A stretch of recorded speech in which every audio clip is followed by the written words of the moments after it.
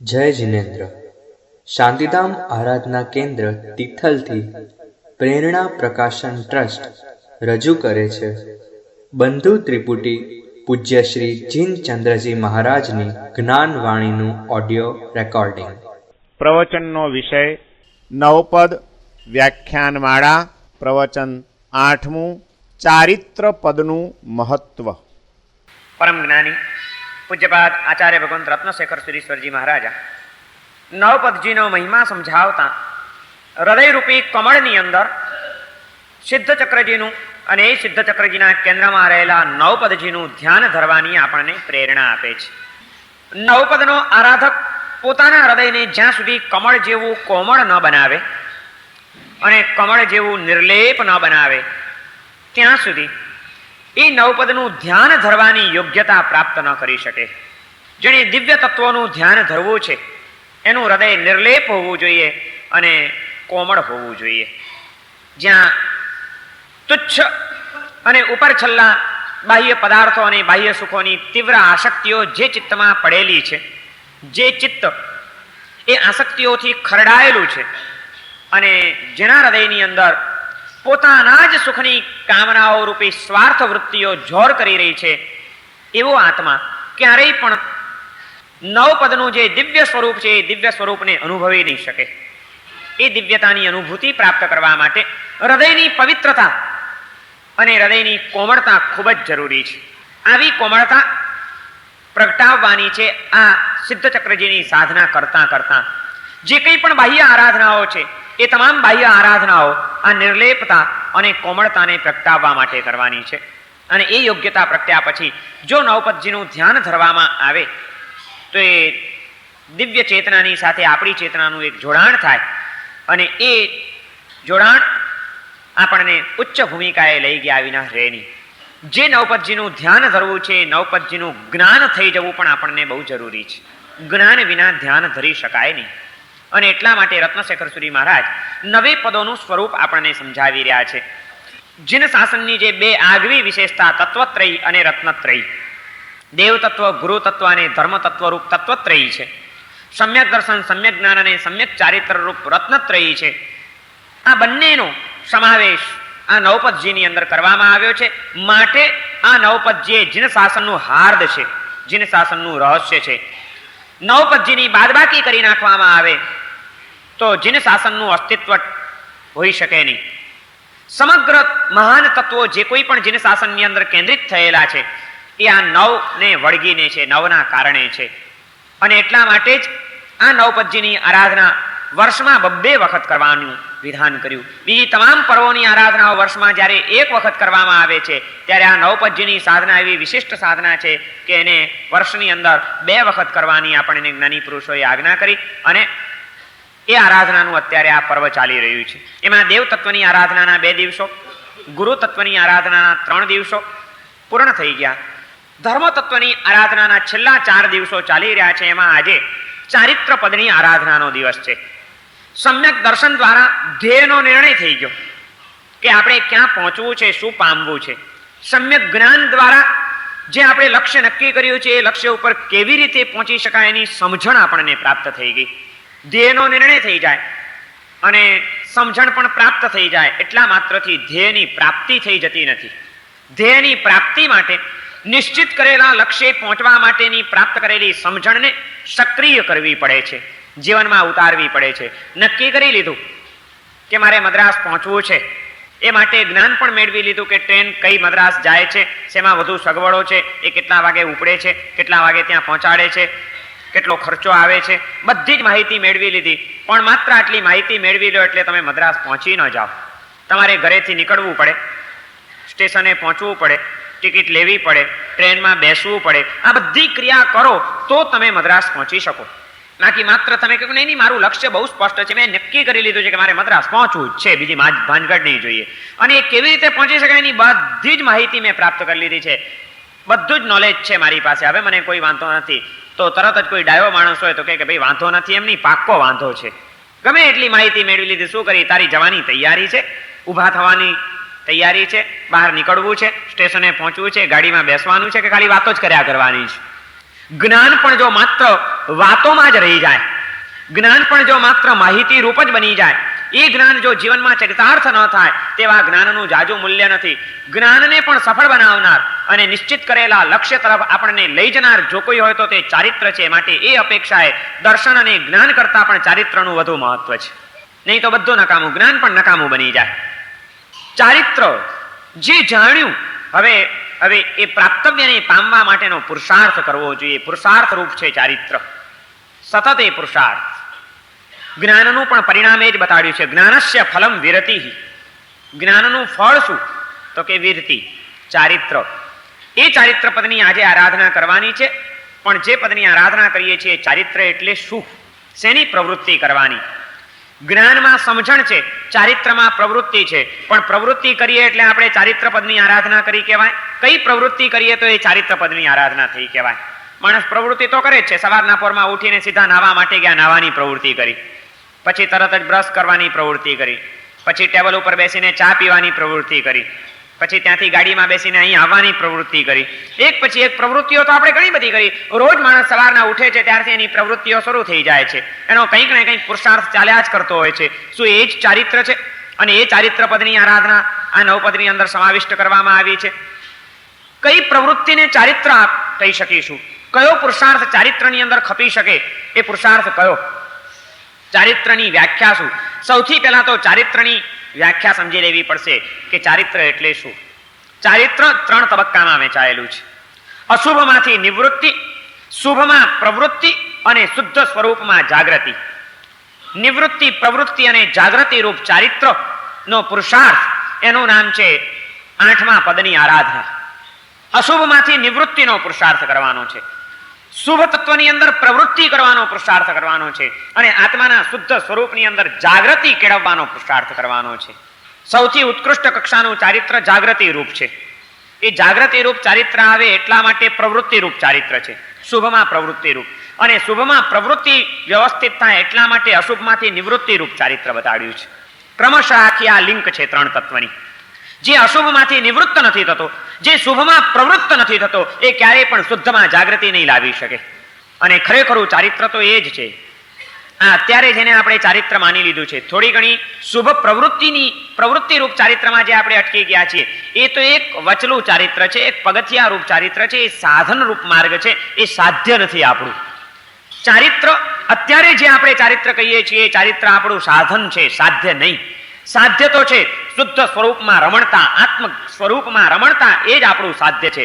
અને એટલા જ માટે ચારિત્ર પદની પૂજાની અંદર એ મહોપાધ્યાય યશો વિજયજી મહારાજે કે પદ્મ વિજયજી મહારાજે ચારિત્ર પદનું જ્યાં આગળ વર્ણન કર્યું ત્યાં આગળ આ વાત કરી કે શું ચરણ એટલે ચરણ. ચારિત્રનો બીજો પર્યાયવાચી શબ્દ છે ચરણ. નિજ ગુણ સ્થિરતા ચરણ તે પ્રણમું. ચારિત્રની વ્યાખ્યા આપી. નિજ ગુણ સ્થિરતા ચરણ તે પ્રણમું. 8મા પદને નમસ્કાર કરે છે ચારિત્ર પદને.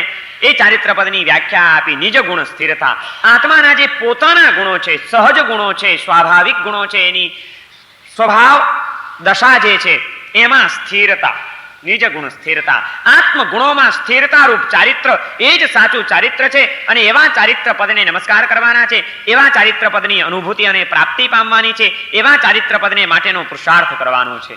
જો માત્ર આપણે જેને આજે ચારિત્ર માની લીધું છે, દીક્ષા લીધી એટલે ચારિત્ર, અથવા તો કોઈ ક્રિયા કરી એટલે ચારિત્ર, શુભમાં કોઈ પ્રવૃત્તિ કરી એનું નામ ચારિત્ર, એ જ જો ચારિત્ર હોત, આત્મગુણોમાં સ્થિરતા રૂપ ચારિત્ર જો પામવાનું ન હોત તો એક બહુ મોટી સમસ્યા ઊભી થઈ જાત, એક વિસંવાદ ઊભો થઈ જાત કે આપણે એમ કહીએ છીએ કે જે અનંત સિદ્ધના આત્માઓ છે, એ સિદ્ધના આત્માઓમાં શું છે? અનંત જ્ઞાન છે, અનંત દર્શન છે, અનંત ચારિત્ર છે. સિદ્ધના આત્માની અંદર ચારિત્રનો ગુણ ખરો કે નહીં? જેમ એમનામાં જ્ઞાન ગુણ છે, દર્શન ગુણ છે, એમ ચારિત્ર પણ ખરું કે નહીં? ખરું. સિદ્ધના આત્માને પણ ચારિત્ર છે. અને એ ચારિત્ર જો દીક્ષા લેવા રૂપ હોત, એ ચારિત્ર જો પ્રતિક્રમણાદિ આવશ્યક ક્રિયાઓ કરવા રૂપ હોત, એ ચારિત્ર જો કોઈ તપશ્ચર્યા કરવા રૂપ હોત, એ ચારિત્ર કોઈ પણ વિધિ વિધાન કરવા રૂપ હોત, તો સિદ્ધનો આત્મા કઈ કઈ ક્રિયા કરે તમે મને સમજાવશો?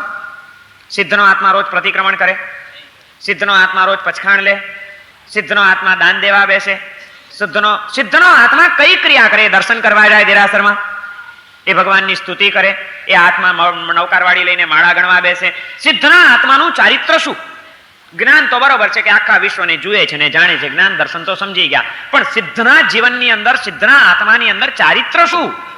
આપણે તો ચારિત્ર માન્યું છે કે દીક્ષા લેવી એનું નામ ચારિત્ર, એથી સિવાય આગળ આપણને કોઈ ચારિત્રનો ખ્યાલ જ નથી કે શું ચારિત્ર એટલે. જ્યારે હકીકતમાં તાત્વિક દ્રષ્ટિએ ચારિત્રની જ્યારે વિચારણા કરવી હોય ત્યારે ચારિત્ર આ આવીને ઊભું રહેશે કે આત્મગુણોમાં સ્થિરતા રૂપ ચારિત્ર, જે સહજ સ્વભાવ દશા છે, બસ એ સ્વભાવ દશામાં સ્થિર થવું, પોતાના સ્વભાવમાંથી બહાર નહીં નીકળવું, પરભાવમાં નહીં જવું, એ જ ચારિત્ર છે સાચું. આ ચારિત્ર લઈને પણ કામ એ કરવાનું છે. ચારિત્ર લઈને પણ જો વિભાવ દશાઓને ટાળવાનું આપણે કંઈ શીખ્યા નહીં, વિભાવ દશાઓને તોડવાનો કોઈ પુરુષાર્થ કર્યો નહીં, સ્વભાવ દશામાં સ્થિર થવા માટેનો જો કોઈ પ્રયત્ન જીવનમાં આવ્યો નહીં, તો એવું ચારિત્ર પણ એડે ચાલ્યું જાય. ચારિત્ર ખરેખરું આ જ છે. એ ચારિત્ર પામી શકાય એટલા માટે સાધન રૂપે શુભ પ્રવૃત્તિઓ, શુભ ક્રિયાઓ, એનું મહત્વ જ્ઞાની પુરુષોએ બતાડ્યું છે. જે સાધન સાધ્યની પ્રાપ્તિ કરાવી આપે એ સાધન પણ માન્ય છે. જે સાધન દ્વારા સાધ્યની પ્રાપ્તિ ન થતી હોય એ સાધન ગમે એટલું સારામાં સારું પણ હોય તો એ નકામું છે. કકડીને ભૂખ લાગી છે તો તમારું લક્ષ્ય શું? ભૂખ ભાંગવી એ તમારું લક્ષ્ય છે. હવે એ ભૂખ ભાંગવા માટે રસોઈ એ તમારું સાધન છે કે ભાઈ રોટલી દાળ ભાત હશે, ખીચડી હશે તો પેટની ભૂખ ભાંગશે. ભૂખ ભાંગવી એ તમારું લક્ષ્ય છે. એ ભૂખ ભાંગવા માટે તમને ખીચડી જોઈએ છે તો એ ખીચડી પકાવવી હશે તો એને માટે વાસણ તો જોઈશે, ચૂલો પણ જોઈશે, બધું જોઈશે. એ બધું સાધન છે. પણ પહેલા માટીની હાંડલીમાં ખીર પકાવતા હતા, એને બદલે હવે સોનાની તપેલી કદાચ બનાવી દો, પણ સોનાની તપેલીમાં પણ જો ખીચડી રંધાતી ન હોય તો એ તપેલી ગમે એવી સોનાની હોય તો એ કંઈ કામની ખરી? કે એના કરતાં પેલી માટીની હાંડલી વધુ સારી કે જે તમને ખીચડી તો પકાવી આપે છે?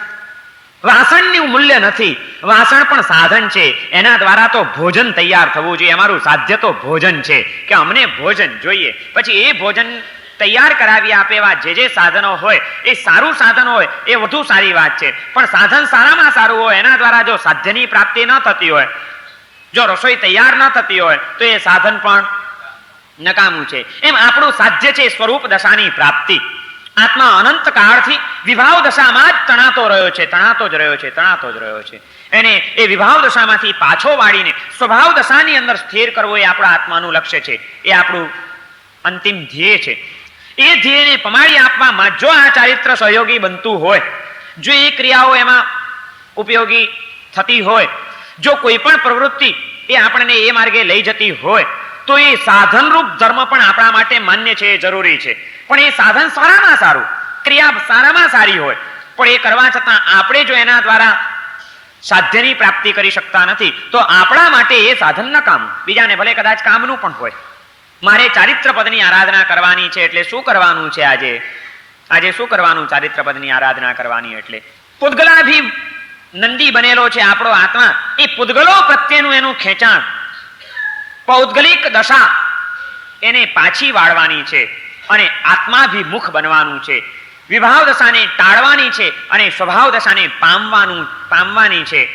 ચારિત્ર પદની આરાધના કરવાની એટલે આ કામ કરવાનું છે. પણ સહજ રીતે કઈ વિભાવ દશાઓ ટળી નહીં જાય, સ્વભાવ દશા આવી નહીં જાય, કારણ કે સતત આપણી ઉપર તો વાતાવરણની અસરો થયા જ કરે છે. એટલા માટે ધર્મ સ્થાનો, ધર્મ ક્રિયાઓ, ધર્મ પ્રવૃત્તિઓ એ બધાનું મહત્વ છે. એટલા માટે કે એના દ્વારા અશુભની નિવૃત્તિ થાય અને શુભમાં પ્રવૃત્તિ થાય. આ માધ્યમો દ્વારા આપણે સ્વભાવ દશામાં કંઈક સ્થિર થઈ શકીએ.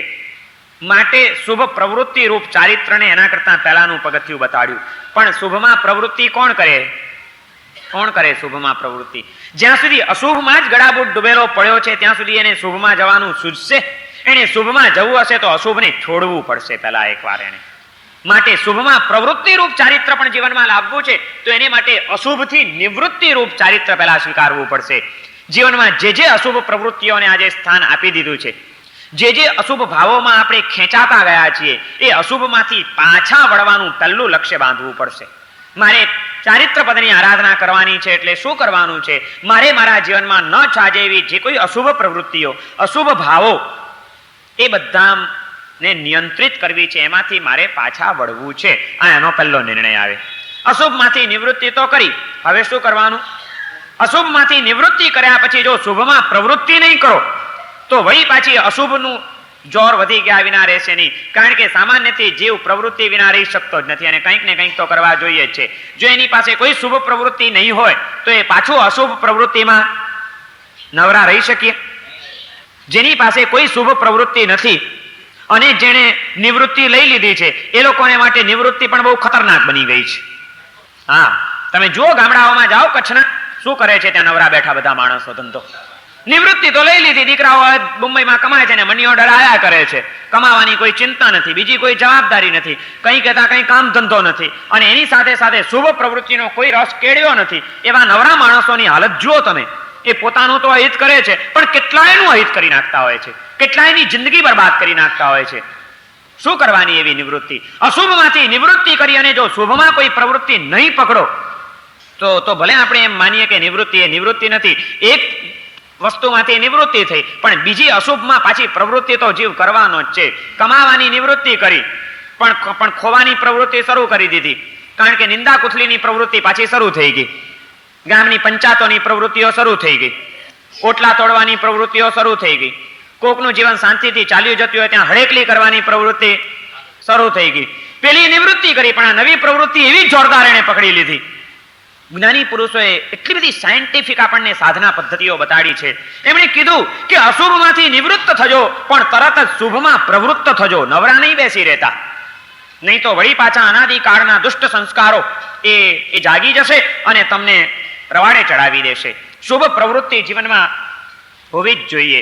પછી એ પ્રવૃત્તિ સેવાની હોય, એ પ્રવૃત્તિ સાધનાની હોય, એ પ્રવૃત્તિ સ્વાધ્યાયની હોય, કોઈ પણ જાતની પણ શુભ પ્રવૃત્તિ એવી પકડી લેવી જોઈએ જે આપણું અને બીજાનું હિત કરવામાં પરિણમનારી હોય. એવી શુભ પ્રવૃત્તિની સાથે મારા જીવનને જોડી દેવું છે, આટલું લક્ષ્ય હોય.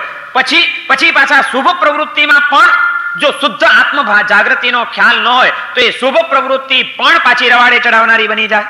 જેમ અશુભની નિવૃત્તિ રવાડે ચડાવે એમ શુભ પ્રવૃત્તિ પણ રવાડે ચડાવે. શુભ પ્રવૃત્તિ, હા, જો એની પાસે શુદ્ધનું લક્ષ્ય ન હોય તો, શુદ્ધ આત્મ સ્વરૂપની જાગૃતિ ન હોય, મારા શુદ્ધ આત્મ સ્વરૂપને પામવું છે એવી જો કોઈ ઝંખના ન હોય તો શુભ પ્રવૃત્તિ પણ વ્યક્તિને અહંકાર આદિ ભાવો જગાડીને રવાડે ચડાવી દે. કરતો એ શુભ પ્રવૃત્તિ પણ એ શુભ પ્રવૃત્તિ કરતા કરતા પણ એનો અહંકાર પુષ્ટ થતો જતો હોય.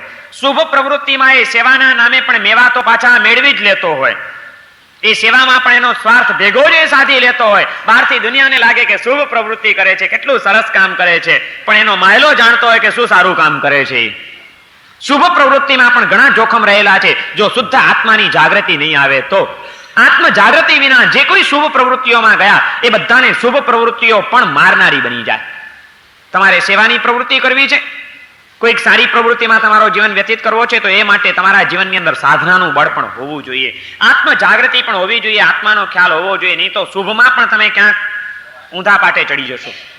એટલા માટે તો આપણે આ શાંતિ નિકેતન યુવક મંડળના યુવાનો માટેની પહેલી શરત આ રાખી છે કે તમારે ધર્મ પ્રચાર અને સેવાની પ્રવૃત્તિ પછી કરવાની. વર્ષમાં ઓછામાં ઓછું એક વખત પણ સાધના શિબિરમાં જોડાવાનું. પહેલા સાધના કરો પછી સેવા કરો.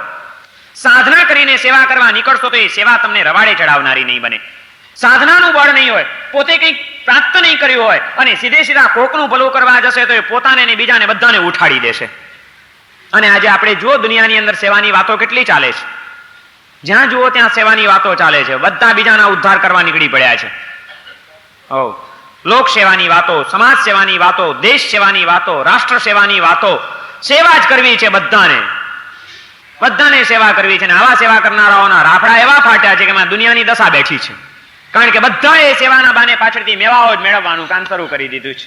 લોક સેવા, શું લોક સેવા પણ શું સમાજ સેવા? સમાજની સેવા કરનારાઓને સમાજ શું છે એની કઈ ગતાગમ છે ખરી? સમાજને ઓળખ્યો છે ખરો? હજી સમાજ કેવો હોવો જોઈએ એની કોઈ સાચી દ્રષ્ટિ પણ છે એની પાસે? કઈ છે નહીં. સમાજ સેવાની વાતો કરવા નીકળી પડ્યા આપણે. સિદ્ધિ પ્રવૃત્તિઓ પણ કામયાબ નહીં નીવડી શકે. જેણે શુભ પ્રવૃત્તિની અંદર ખરેખર આગળ વધવું છે ને એ દ્વારા પણ ચારિત્ર ભાવને પામવો છે એને શુદ્ધ સ્વરૂપની જાગૃતિ પણ કેળવવી જ પડશે. એટલા માટે આ 3 તબક્કાનું ચારિત્ર બતાડ્યું: અશુભ નિવૃત્તિ, શુભ પ્રવૃત્તિ અને શુદ્ધની જાગૃતિ. ઓમ રીમ નમો ચારિત્તસ્સ. આ જે ચારિત્ર પદની આરાધના કરવાની છે એ ચારિત્ર પદની આરાધના કરતા કરતા આ એક જ ઝંખના સેવવાની છે, આ એક જ લક્ષ્ય બાંધવાનું છે કે મારા જીવનમાં જે કંઈ ન છાજે, ન શોભે એવી જે કોઈ અશુભ પ્રવૃત્તિઓ કે અશુભ ભાવો હોય, બસ આ ચારિત્ર પદની આરાધના દ્વારા મારી એ અશુભની નિવૃત્તિ થઈ જાઓ, અશુભ ટળી જાઓ મારા જીવનમાંથી. મારા જીવનને ઉચિત એવા જે કોઈ વ્યવહારો, જે કોઈ આચારો, જે કોઈ પ્રવૃત્તિઓ, જે કોઈ ક્રિયાઓ, જે કંઈ હોય એ શુભની બધાની મને આજે પ્રાપ્તિ થઈ જાવ. આ ચારિત્ર પદની આરાધના કરતા કરતા અશુભ ટળી જાઓ અને શુભ મળી જાઓ. મને શુભ મળવું જોઈએ, મને કંઈક તત્વ મારા જીવનમાં કંઈક શુભ તત્વની સ્થાપના થવી જોઈએ, કારણ કે હું નવ પદનો આરાધક છું, ચારિત્ર પદનો ઉપાસક છું. મારે શુભ વિના તો ચાલે જ નહીં. અને એ શુભની આરાધના કરતા કરતા પછી સતત શુદ્ધ તરફ આગળ વધવાનું લક્ષ્ય રાખવું જોઈએ. માત્ર શુભમાં જ અટકી ગયે નહીં ચાલે, કારણ કે આખરે શુભ પણ એક પ્રવૃત્તિ છે, અને જ્યાં પ્રવૃત્તિ છે ત્યાં કર્મબંધ છે. તીર્થંકરના આત્માને પણ કર્મબંધ છે. શુભ પ્રવૃત્તિ જ છે, નિસ્વાર્થ ભાવની જગત કલ્યાણની પ્રવૃત્તિ છે, પણ પ્રવૃત્તિ છે ને કર્મબંધ છે. એ સંપૂર્ણપણે તો ત્યારે જ મુક્ત થાય જ્યારે પ્રવૃત્તિઓથી રહિત થાય. 4 ઘાતી કર્મોનો નાશ થયો, પણ 4 અઘાતી કર્મો તો પાછા ચાલુ જ છે. જ્યારે નિર્વાણ પામે, મન વચન કાયાની ગુપ્તી કરી લે, મનોયોગ, વચન યોગ અને કાયોગ સંપૂર્ણપણે એમના ટળી જાય, ત્યારે જે વિકાસના ઉચ્ચ શિખરને, અંતિમ શિખરને, અયોગી અવસ્થાને પ્રાપ્ત કરી શકે, ત્યારે મુક્ત બની શકે. શુભ પ્રવૃત્તિ પણ અશુભમાંથી નિવૃત્ત થવા માટે જરૂરી છે, પણ પછી એમાં અટકી જવાનું નથી જિંદગી સુધી.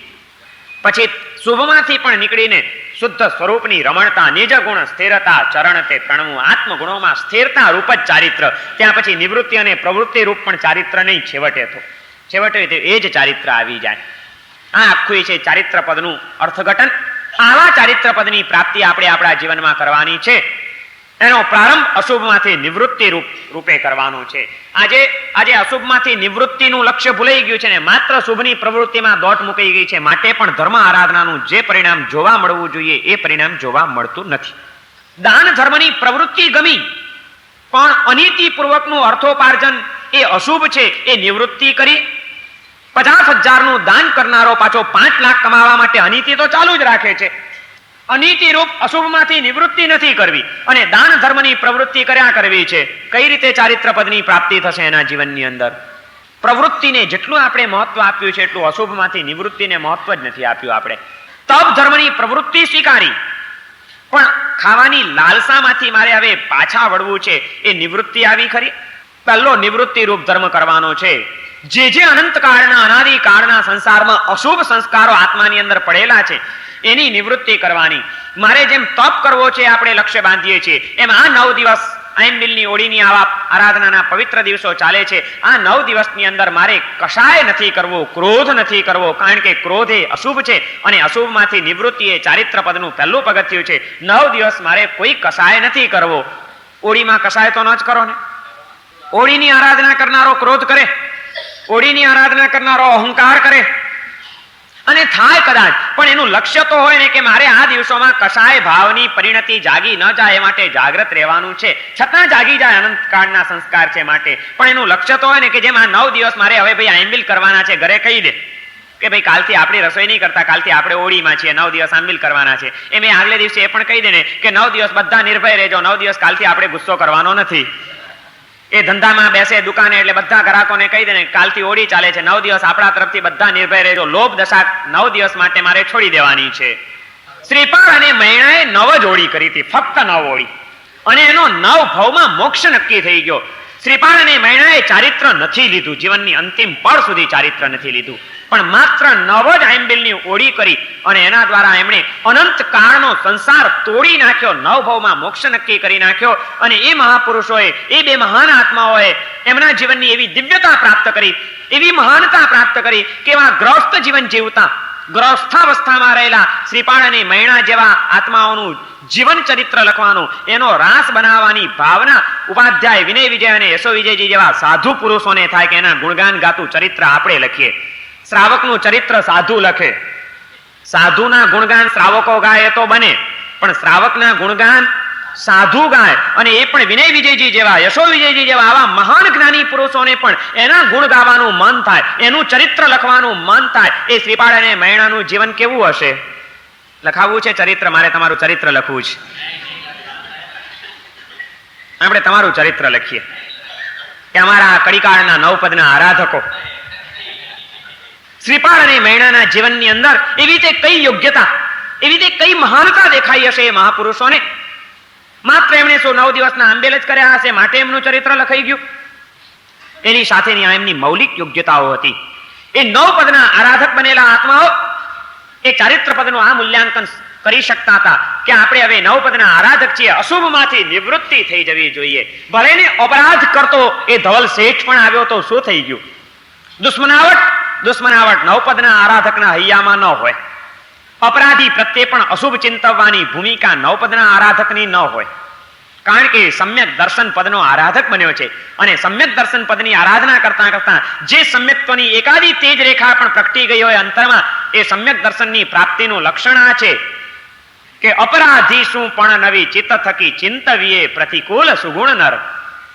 સમ્યક દ્રષ્ટિ આત્મા કેવો હોય? અપરાધી શું પણ નવી ચિત્ત થકી ચિંતવીએ પ્રતિકૂળ. મનમાં પણ એના માટે પ્રતિકૂળ વિચાર ન કરે, કઈ વ્યવહાર તો ન કરે, એનું અહિત કરવાની પ્રવૃત્તિ તો ન કરે, પણ મનમાં ચિંતવે પણ નહીં. કોનું? અપરાધી, જેણે પોતાના અપરાધ કર્યા છે, પોતાની સાથે આડો વર્ત્યો છે, જેણે પોતાનું અહિત કરવા માટે મહેનત કરી છે, એવા આત્માનું પણ 9 પદનો આરાધક એવો સમ્યક દ્રષ્ટિ આત્મા અહિત ન વિચારી શકે. 9 પદનો આરાધક કેવો હોય? ધવળ શેઠે શ્રીપાળની એ સંપત્તિ પચાવી પાડવા માટે સમુદ્રમાં એમને ફેંકી દીધા.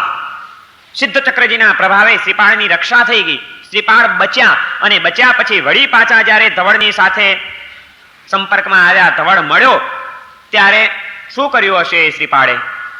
ખબર છે કે ધવલ શેઠ મને લઈ ગયો, તૂતક ઉપર પાછળથી આમ ધક્કો માર્યો, દરિયામાં ફેંકી દીધો, મને હું મરી જાઉં તો આ બધા સમૃદ્ધિથી ભરેલા વાહન બધા એને પોતાને મળી જાય, પ્રાપ્ત થઈ જાય, આવી એની પચાવી પાડવાની ભાવના હતી. આ બધું સમજતા હતા શ્રીપાળ. અને તે છતાં પણ જ્યારે બંદર ઉપર પહોંચે છે ને વળી પાછો સામેથી જ્યારે ધવલ શેઠ આવે છે ત્યારે એ શ્રીપાળે શું કીધું હશે? 9 પદના આરાધક કેવા હોય? શું કર્યું હશે? લેફ્ટ એન્ડ રાઈટ લઈ લીધા હશે ને એને. મને મારી નાખવા આવ્યો હતો અને હવે વળી પાછો કે છે મને મદદ કરો. જોયો ન હોય તો મદદ કરનારો મોટો. કેવી સંભળાવી હશે? એની જગ્યાએ જો આપણે હોત તો છોડત. આંબિલ કરવા બેઠા હો પણ તમારા ગઈકાલના 75 રૂપિયાના નવા ચંપલ બહાર ઉતારીને અંદર બેઠા હો અને કોક ભાગશાળી તમારા ચંપલ પહેરીને હાલતો થયો તો શું થાય? 9 પદનો આરાધક તો પછી ગમે તેમ તો એ સાધર્મિકનું અપમાન તો ન જ કરે ને. હશે મારા કરતા એને વધુ જરૂર હશે, લઈ ગયો, લઈ જવા દો.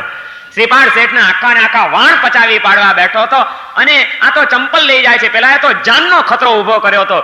તોય શ્રીપાળ ધવળની પ્રત્યે ક્યાંય એને અશુભ વિચાર નહોતો કર્યો, એને ખખડાવ્યો નહોતો, કાંઈ એની ક્ષમતા ભાવમાં રહ્યા હતા. હું પણ એ જ શ્રીપાળ મહારાજાનો ભક્ત છું, 9 પદનો આરાધક છું. બહુ તો આપણા જાન તો ગયા નથી, ચંપલ ગયા ને પગની પનોતી ગઈ. 75 રૂપિયા જાય એની આપણને ચિંતા છે, એનું આપણને દુઃખ છે, એનો આપણને વસવસો છે. પણ આ 9 પદના આરાધક બનીને ક્ષમા ધર્મનું ધન આપણું લૂંટાઈ જાય એની આપણને કોઈ ચિંતા નથી. અને છતાં આપણે કેવું છે કે અમે 9 પદના આરાધક છીએ, અમે સમ્યક દ્રષ્ટિ આત્માઓ છીએ, અમે મહાન સાધક છીએ. 9 વર્ષમાં નહીં, 9 ઓળીમાં નહીં, 99 ભાવ સુધી આમ આપણે કર્યા કરશું તો તમારું ને મારું ઠેકાણું નથી પડવાનું. સમજી રાખજો. એની આ મૌલિક યોગ્યતાઓ છે. અશુભમાંથી નિવૃત્તિ એ ચારિત્ર પદની આરાધનાનું પહેલું પગથિયું છે કે જીવનમાં શુભ પ્રવૃત્તિ થોડીક ઓછી હશે તો હજી ચાલશે, પણ અશુભમાંથી નિવૃત્તિ કરવાનું પહેલું લક્ષ્ય રાખો. હું કદાચ કોઈકના ગુણગાન ન ગાઈ શકું તો હજી ચાલશે, પણ મારા જીવનમાં કોઈના પણ દોષાનું વાત તો મારે નથી જ કરવા. આ પરદોષ દર્શન અને પર નિંદા એ એક જે અશુભ મારા જીવનમાં છે એ અશુભમાંથી નિવૃત્તિ તો કરવી જ છે. મારું હજી એટલો ઉમળકો નથી આવતો કે આ બધાના ગુણગાન ગાવું, કઈ વાંધો નહીં, પણ કોઈની પણ નિંદા તો નહીં કરવું. પાપીમાં પાપી માણસની પણ નિંદા મારે નથી કરવી. અશુભમાંથી નિવૃત્તિ કરવી છે. ચાલો આજે શું નક્કી કરવું છે? ચારિત્રપદની આરાધનામાં શું નક્કી કરવું છે? ગમે તે થઈ જાય અમારે કોઈની નિંદા નહીં કરવી, કારણ કે એનું એ જાણે, મારું હું જાણું. એ ગમે તે કરતો એની સાથે મારે શું લેવા દેવા? મેં ક્યાં દુનિયાનો ઠેકો લીધો છે? મેં ક્યાં બધાને ઉદ્ધાર કરવાની કોઈ ઈજારા મેં લીધા છે? કે મારું એવું કયું પુણ્ય છે કે હું કોઈનું કંઈ કરી શકું? દરેક જીવ એની ભવિતવ્યતા મુજબ, એના સંસ્કારો મુજબ, એની ભૂમિકા મુજબ એ પ્રમાણે એ કર્યા કરતો હશે. એ જાણે એ કરશે ને એ ભોગવશે. એમાં મારે શું કામ પણ આ બધી ઉપાધિમાં પડવું કે આણે આમ કર્યું, કે આણે આમ કર્યું, છગનભાઈ આમ કરે છે ને મગનભાઈ આમ કરે છે? આ બધી નિંદાઓ કરીને હું મારા આત્માનું અહિત કરું છું. કારણ કે મને જ્ઞાની પુરુષોએ કીધું છે કે શ્રાવકે રોજ 18 પાપસ્થાનકોથી બચીને રહેવું જોઈએ.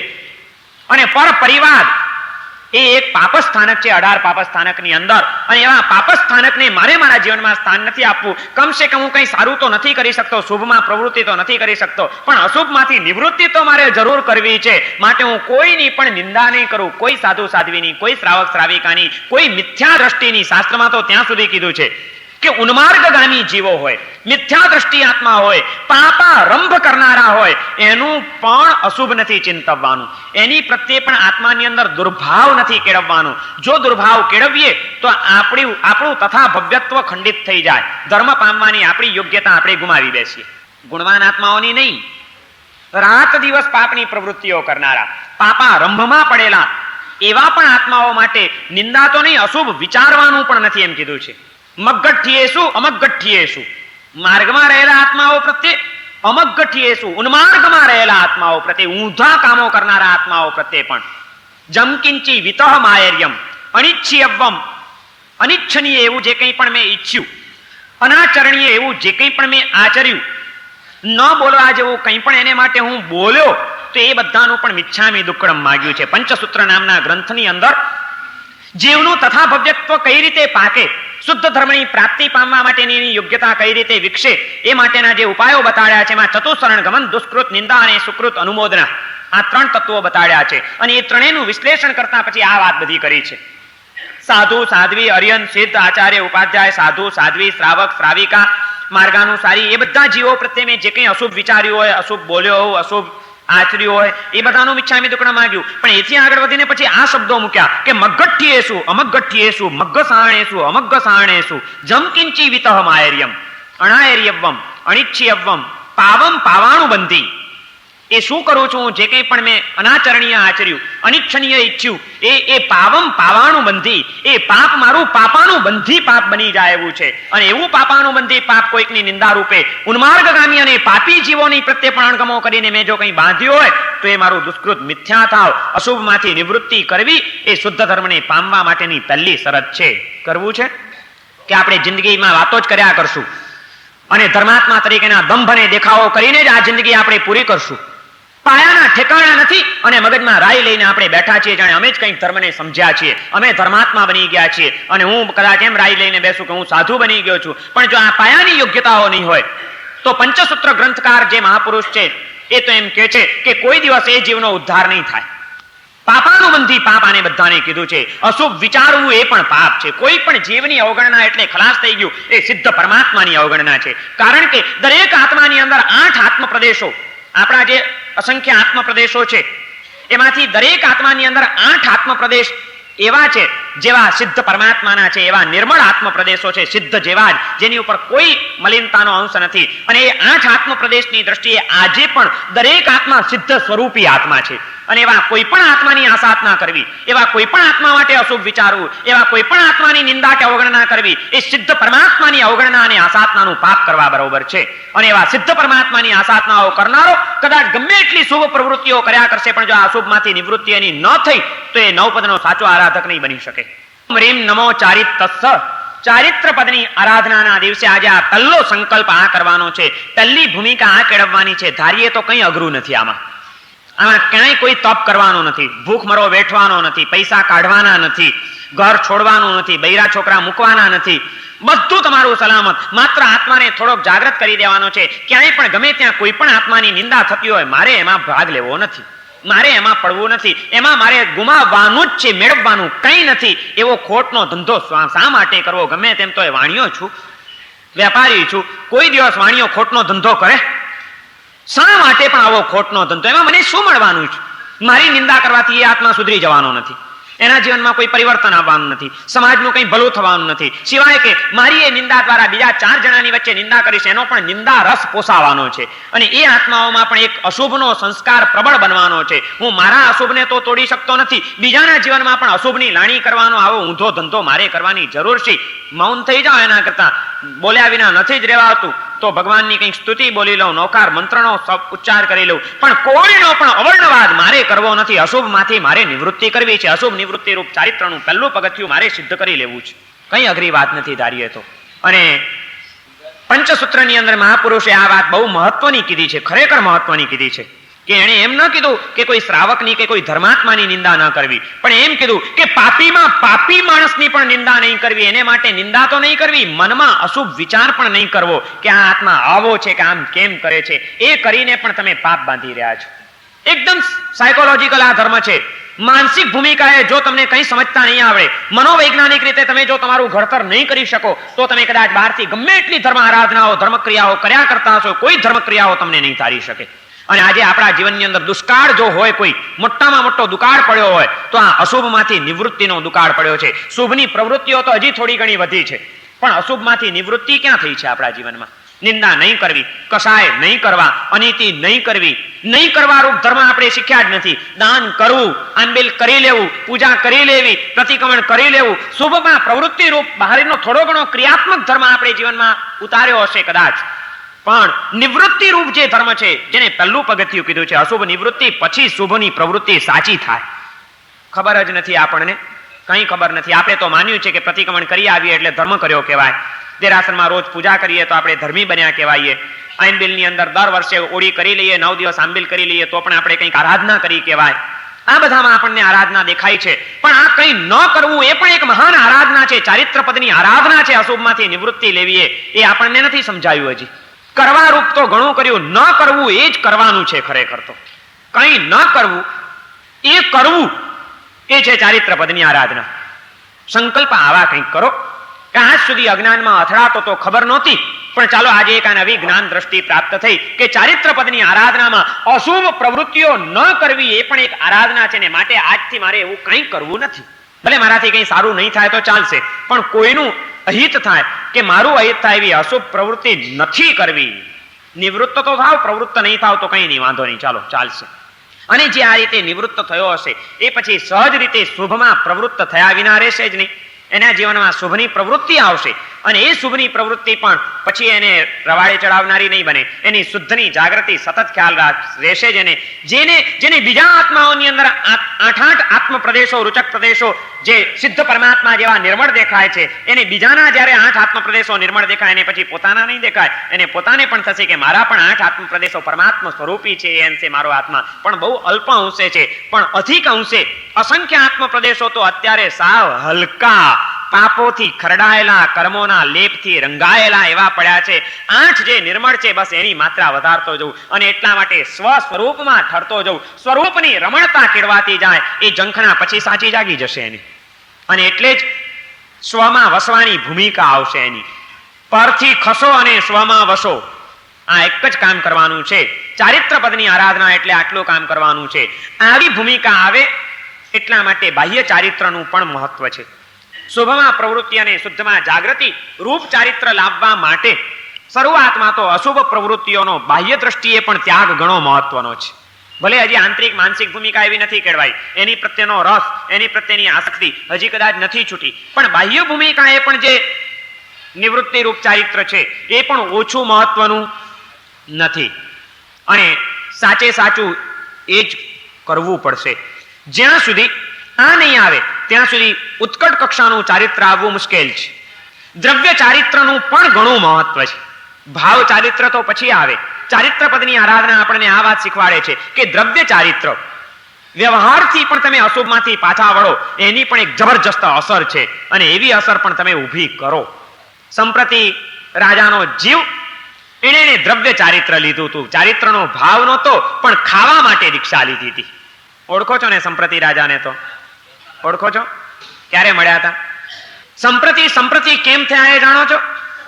સંપ્રતિનો જીવ પૂર્વભાવમાં ભિખારી હતો, કંગાળ હતો, શેરીમાં ઘરે ઘરે રખડતો હતો, પણ કોઈ એને ખાવાનું નહોતું આપતું. બધા એને ધુત્કાર કરતા હતા, હળધૂત કરીને એને કાઢી મૂકતા હતા. અને એમાં એક વખત 2 સાધુઓ ગોચરી વળવાને માટે નીકળ્યા હતા. સાધુઓને બધા પધારો પધારો કરતા હતા. મુનિરાજોની આ ભક્તિ જોઈ અને એને એમ થઈ ગયું કે મને તો કોઈ આપતું નથી, પણ આ સાધુને બધા આપે છે, તો એમની પાસે ઘણું હશે, લાવ એ થોડુંક જો મને આપે તો મારું કામ થઈ જાય, માટે માંગવું હોય તો હવે સાધુ પાસે માંગવું. એટલે સાધુ વળીને આમ જતા હતા, એની પાછળ પડી ગયો, એ મહારાજ 3 દિવસનો ભૂખ્યો છું, ભાઈ સાહેબ કંઈક આપો ને, બહુ હવે રહેવાતું નથી, મને થોડુંક આપો, તમને તો ઘણું મળી જશે, ભાઈ સાહેબ થોડુંક આપો. કરગર્યો સાધુની પાસે, કરગર્યો મને કંઈક ખાવાનું આપો. સાધુએ કીધું કે ભાઈ આ ગોચરી ઉપર અધિકાર અમારો નથી, અમારો તો આચાર અમારો નિયમ એટલો કે ઘરે ઘરે ભિક્ષા લઈ આવવાની, લાવીને અમારે તો અમારા ગુરુ આપવી, ગોચરી કોને વપરાવવી, શું કરવું એ બધો અધિકાર, રાઈટ તમારા આચાર્ય મહારાજનો છે, ગુરુનો છે. એટલે અમે તો વળીને જઈએ, તને આપવી કે ના આપવી અધિકાર અમારો નથી. તારે જોઈતી હોય તો અમારી સાથે ચાલ, ગુરુ મહારાજને કહેજે, એમને ઠીક લાગે તો તને આપશે, અમારાથી કઈ થાય નહીં, ચાલો ભેગો ચાલુ. અને એ ભિખારી પણ સાધુની સાથે પહોંચે છે. આર્ય સ્વસ્તિ મહારાજ ઉપાશ્રયની અંદર બિરાજમાન હતા. ત્યાં આગળ આ બે મુનિઓ લઈને ગયા. સાહેબ, આ ભિખારી એક સાથે સાથે આવ્યો છે, ક્યારનો પાછળ પડ્યો છે, ભેગો ભેગો ફરે છે અને કરગરે છે, મને કંઈક આપો, મને કંઈક આપો, બહુ ભૂખ્યો છું. સાહેબ ખાવાનું માંગે છે. આચાર્ય મહારાજે કીધું, ખાવાનું જોઈએ છે? તો કે હા મહારાજ, પણ આ ગોચરી તો અમને સાધુઓ માટે આપી છે લોકોએ, એટલે સાધુ હોય એ ખાઈ શકે, બીજાથી ખવાય નહીં, માટે તારે ખાવી હોય તો તારે સાધુ થવું પડે. સાધુ થવું છે? તો કે ખાવાનું આપશો? તો કે હા. તો કે થઈ જાઉં. ખાવાનું મળતું હોય તો સાધુ થવાય તૈયાર હતો, સાધુ થવાય તૈયાર. આચાર્ય મહારાજ પણ જ્ઞાની હતા. સામાન્યથી આવી રીતના દુઃખ ગર્ભિત વૈરાગ્ય વાળાને દીક્ષા અપાય નહીં, પણ જ્ઞાની હતા, વિશિષ્ટ જ્ઞાની હતા. અને એ આચાર્ય મહારાજે આ જીવની યોગ્યતા અને એના દ્વારા ભવિષ્યમાં થનારી અદભુત શાસન પ્રભાવના એ જોઈ લીધી હશે. આચાર્ય મહારાજે એને કીધું કે તો ચાલ, રૂમની અંદર લઈ ગયા, એની ક્રિયા કરાવી, વિધિ કરાવી અને દીક્ષા આપી દીધી, સાધુ બનાવી દીધા. સાધુ બનાવીને તરત જ એને ગોચરી વાપરવા માટે બેસાડ્યો. ચાલ હવે બેસી જા. 3 દિવસથી બિચારા એ ખાધું નહોતું કંઈ, અને એમાં હવે એને ખાવાનું મળ્યું, અને એમાં પણ ઘરની સરસ મજાની ગોચરી હતી. જોઈને જ ખુશ થઈ ગયો. ખાવા બેઠો, ખાતો જાય છે, પણ 3 દિવસનો ભૂખ્યો હતો. ખાવાની લાલસા પણ બહુ હતી. હજી કઈ ભાવ ચારિત્ર તો એટલું આવેલું હતું નહીં, એ કોઈ ભૂમિકા કે સંસ્કાર હતા નહીં. અને પ્રેમથી ગુરુ ખવડાવનારા છે, ગુરુએ દીધે રાખ્યું ને આણે ખાધે રાખ્યું, ઓવરલોડ કરી નાખ્યો, વધુ પડતું ખવાઈ ગયું, આ કંઠ ખવાઈ ગયું. અને સારી ચીજો, સારો ખોરાક એ ગોચરી ખાતા ખાતો ખાઈ લીધી, વધુ પડતી ખવાઈ ગઈ. એના કારણે ખાધા પછી 1-2 કલાક ગયા, પણ 3 દિવસનો ભૂખ્યો હતો એટલે અઠમતો થઈ ગયો હતો. હોજરી એકદમ ઢીલી પડી ગયેલી હતી. અને કોઈ દિવસ જેને તપનો જાજો અભ્યાસ ન હોય અને એવો તપ કરનારો તપસ્વી તપ કરીને જો પારણામાં ધ્યાન ન રાખે ને ઓવરલોડ કરી નાખે, અથવા તો પેટ ઉપર અત્યાચાર કરે, તો એનો પ્રભાવ મળે જેને. આ બિચારાએ કોઈ દી તપનો અનુભવ નહીં, 3 દિવસ ભૂખ્યો ને એમાં એક સાથે વધુ પડતું ખાઈ લીધું. હોજરી સહન ન કરી શકી, આફરો ચડ્યો, પેટમાં સૂળ ઉપડ્યું, ગેસ્ટ્રિક ટ્રબલ જોર કરી રહી છે, અને અકડામણનો કોઈ પાર નથી. એવો દુખાવો ઉપડ્યો છે પેટમાં, રહેવાતો નથી, સહન કરવાનો પણ અભ્યાસ નહોતો, એટલે આમ રાડો પાડે છે. તરત જ સાથેના સાધુ મહારાજો પણ ગમે તેમ તો હવે તો સાધુ થઈ ગયો છે, હવે કોઈ ભિખારી નથી. અને આજના નવા દીક્ષિત નવા મહારાજ બીમાર પડ્યા એટલે બધા સાધુઓ તરત જ એની ચાકરીમાં આવે છે. 2 જણા એની પથારી કરી આપી, સંસારો કરી આપ્યો, એને ત્યાં સુવડાવી દીધા. તરત જ શ્રાવકોને બોલાવ્યા. 2 શ્રાવકો જઈને વૈદને બોલાવવા જાય છે. ખુદ આચાર્ય મહારાજ પોતે ત્યાં આગળ આવીને બેસે છે. એ સાધુ થઈ ગયો છે, સાધુને ક્યાંય અસમાધિ ન થવી જોઈએ. સંસાર છોડીને સાધુ બનેલો આત્મા, એને કોઈ પણ કારણે ચિત્તની સમાધિ જો ખંડિત થાય ને અસમાધિ થાય તો એના જવાબદાર એની દીક્ષા આપનાર ગુરુ જ. એની ચિત્તની અખંડ પ્રસન્નતા જળવાય છે કે નહીં, એની પડે પણ જે જાગૃતિ રાખે અને સંભાળ લે, એનું નામ સાચા ગુરુ. આચાર્ય મહારાજ પાસે આવીને બેઠા છે. કોઈક સાધુ એના પગ દબાવે છે, કોઈક સાધુ એનું માથું દબાવે છે, કોઈક એની ચાકરી કરે છે. પેલો પથારીમાં પડ્યો એક બાજુ વેદના છે, બીજી બાજુ આ પોતાની સ્થિતિ જુએ છે, અને એમ થાય છે કે હું એટલે કોણ. અને એમ કરતા સાંજ પડી. અનેક શ્રાવકો, સુખી શ્રાવકો પ્રતિક્રમણ કરવાને માટે આવ્યા છે. જે શેઠિયાઓના ઘરે સવારે ગયો હતો અને હાથ લંબાવ્યો હતો, ત્યાં શેઠિયાઓએ હઠ કરીને કાઢી મૂક્યો હતો, એને અડધૂત કરીને. એ જ શેઠિયાઓએ જોયું કે આચાર્ય મહારાજ સેવા કરે છે, નવા મહારાજ બીમાર પડ્યા છે, સાહેબ આપ ખસો, અમે સેવા કરીએ. અને એ શેઠિયાઓ આના પગ દબાવવા માંડ્યા, આની ચાકરી કરવા માંડ્યા. પેલો પથારીમાં પડ્યો વિચાર કરે છે કે આ એના એ માણસો છે જે લોકોએ સવારે અડધૂત કરીને મને કાઢી મૂક્યો હતો, અને આજે એના એ અત્યારે મારા પગ દબાવે છે. હું તો એનો એ જ છું, કોઈ ફરક નથી મારામાં. આ જે કઈ પ્રભાવ છે એ આ ગુરુ મહારાજનો છે. જે કઈ પ્રભાવ છે આ ગુરુ મહારાજે આપેલા સાધુપણાના વેશનો છે. આ વેશને બધા માન છે, આનો આ બધો પ્રભાવ છે. ખરેખર ગુરુ મહારાજે કેવી કૃપા કરી. એમણે આ કેવો મને મુનિપણાનો વેશ આપ્યો, આ સાધુપણું આપ્યું કે આ શેઠિયાઓ એ મારી ચાકરી કરે. ખરેખર ભગવાનનો ધર્મ કેટલો મહાન.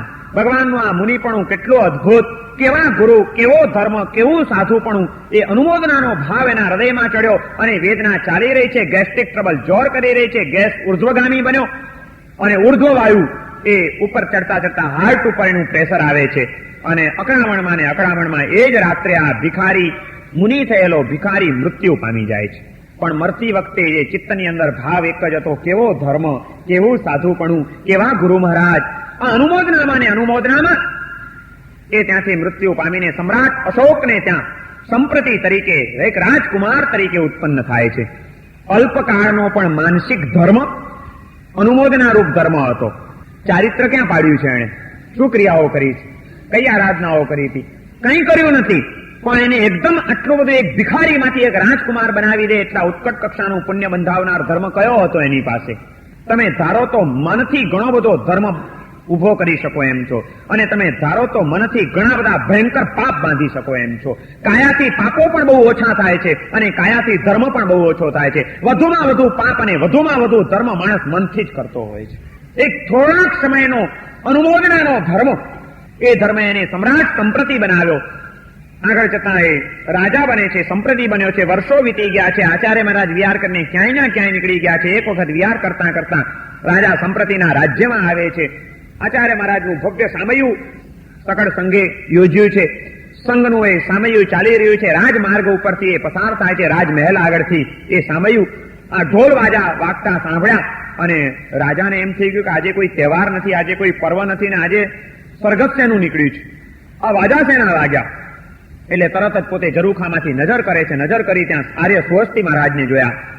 સ્વસ્તિ મહારાજને આમ જોયા અને આમ વિચારમાં પડી ગઈ, એની આંખો ચોંટી ગઈ કે આ વ્યક્તિને તો મેં ક્યાંક જોઈએ એવી લાગે છે, કોઈ જાણીતો ચહેરો છે, ક્યાંક જોયા છે, ક્યાંક જોયા છે, ક્યાંક જોયા છે.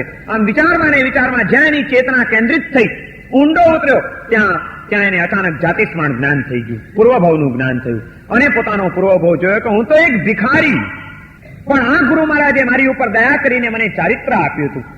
અડધા દિવસનું ચારિત્ર પાડ્યું, પણ એ અનુમોદનાના કારણે અને આ ગુરુ કૃપાના કારણે આજે ભિખારીમાંથી હું રાજા થયો છું.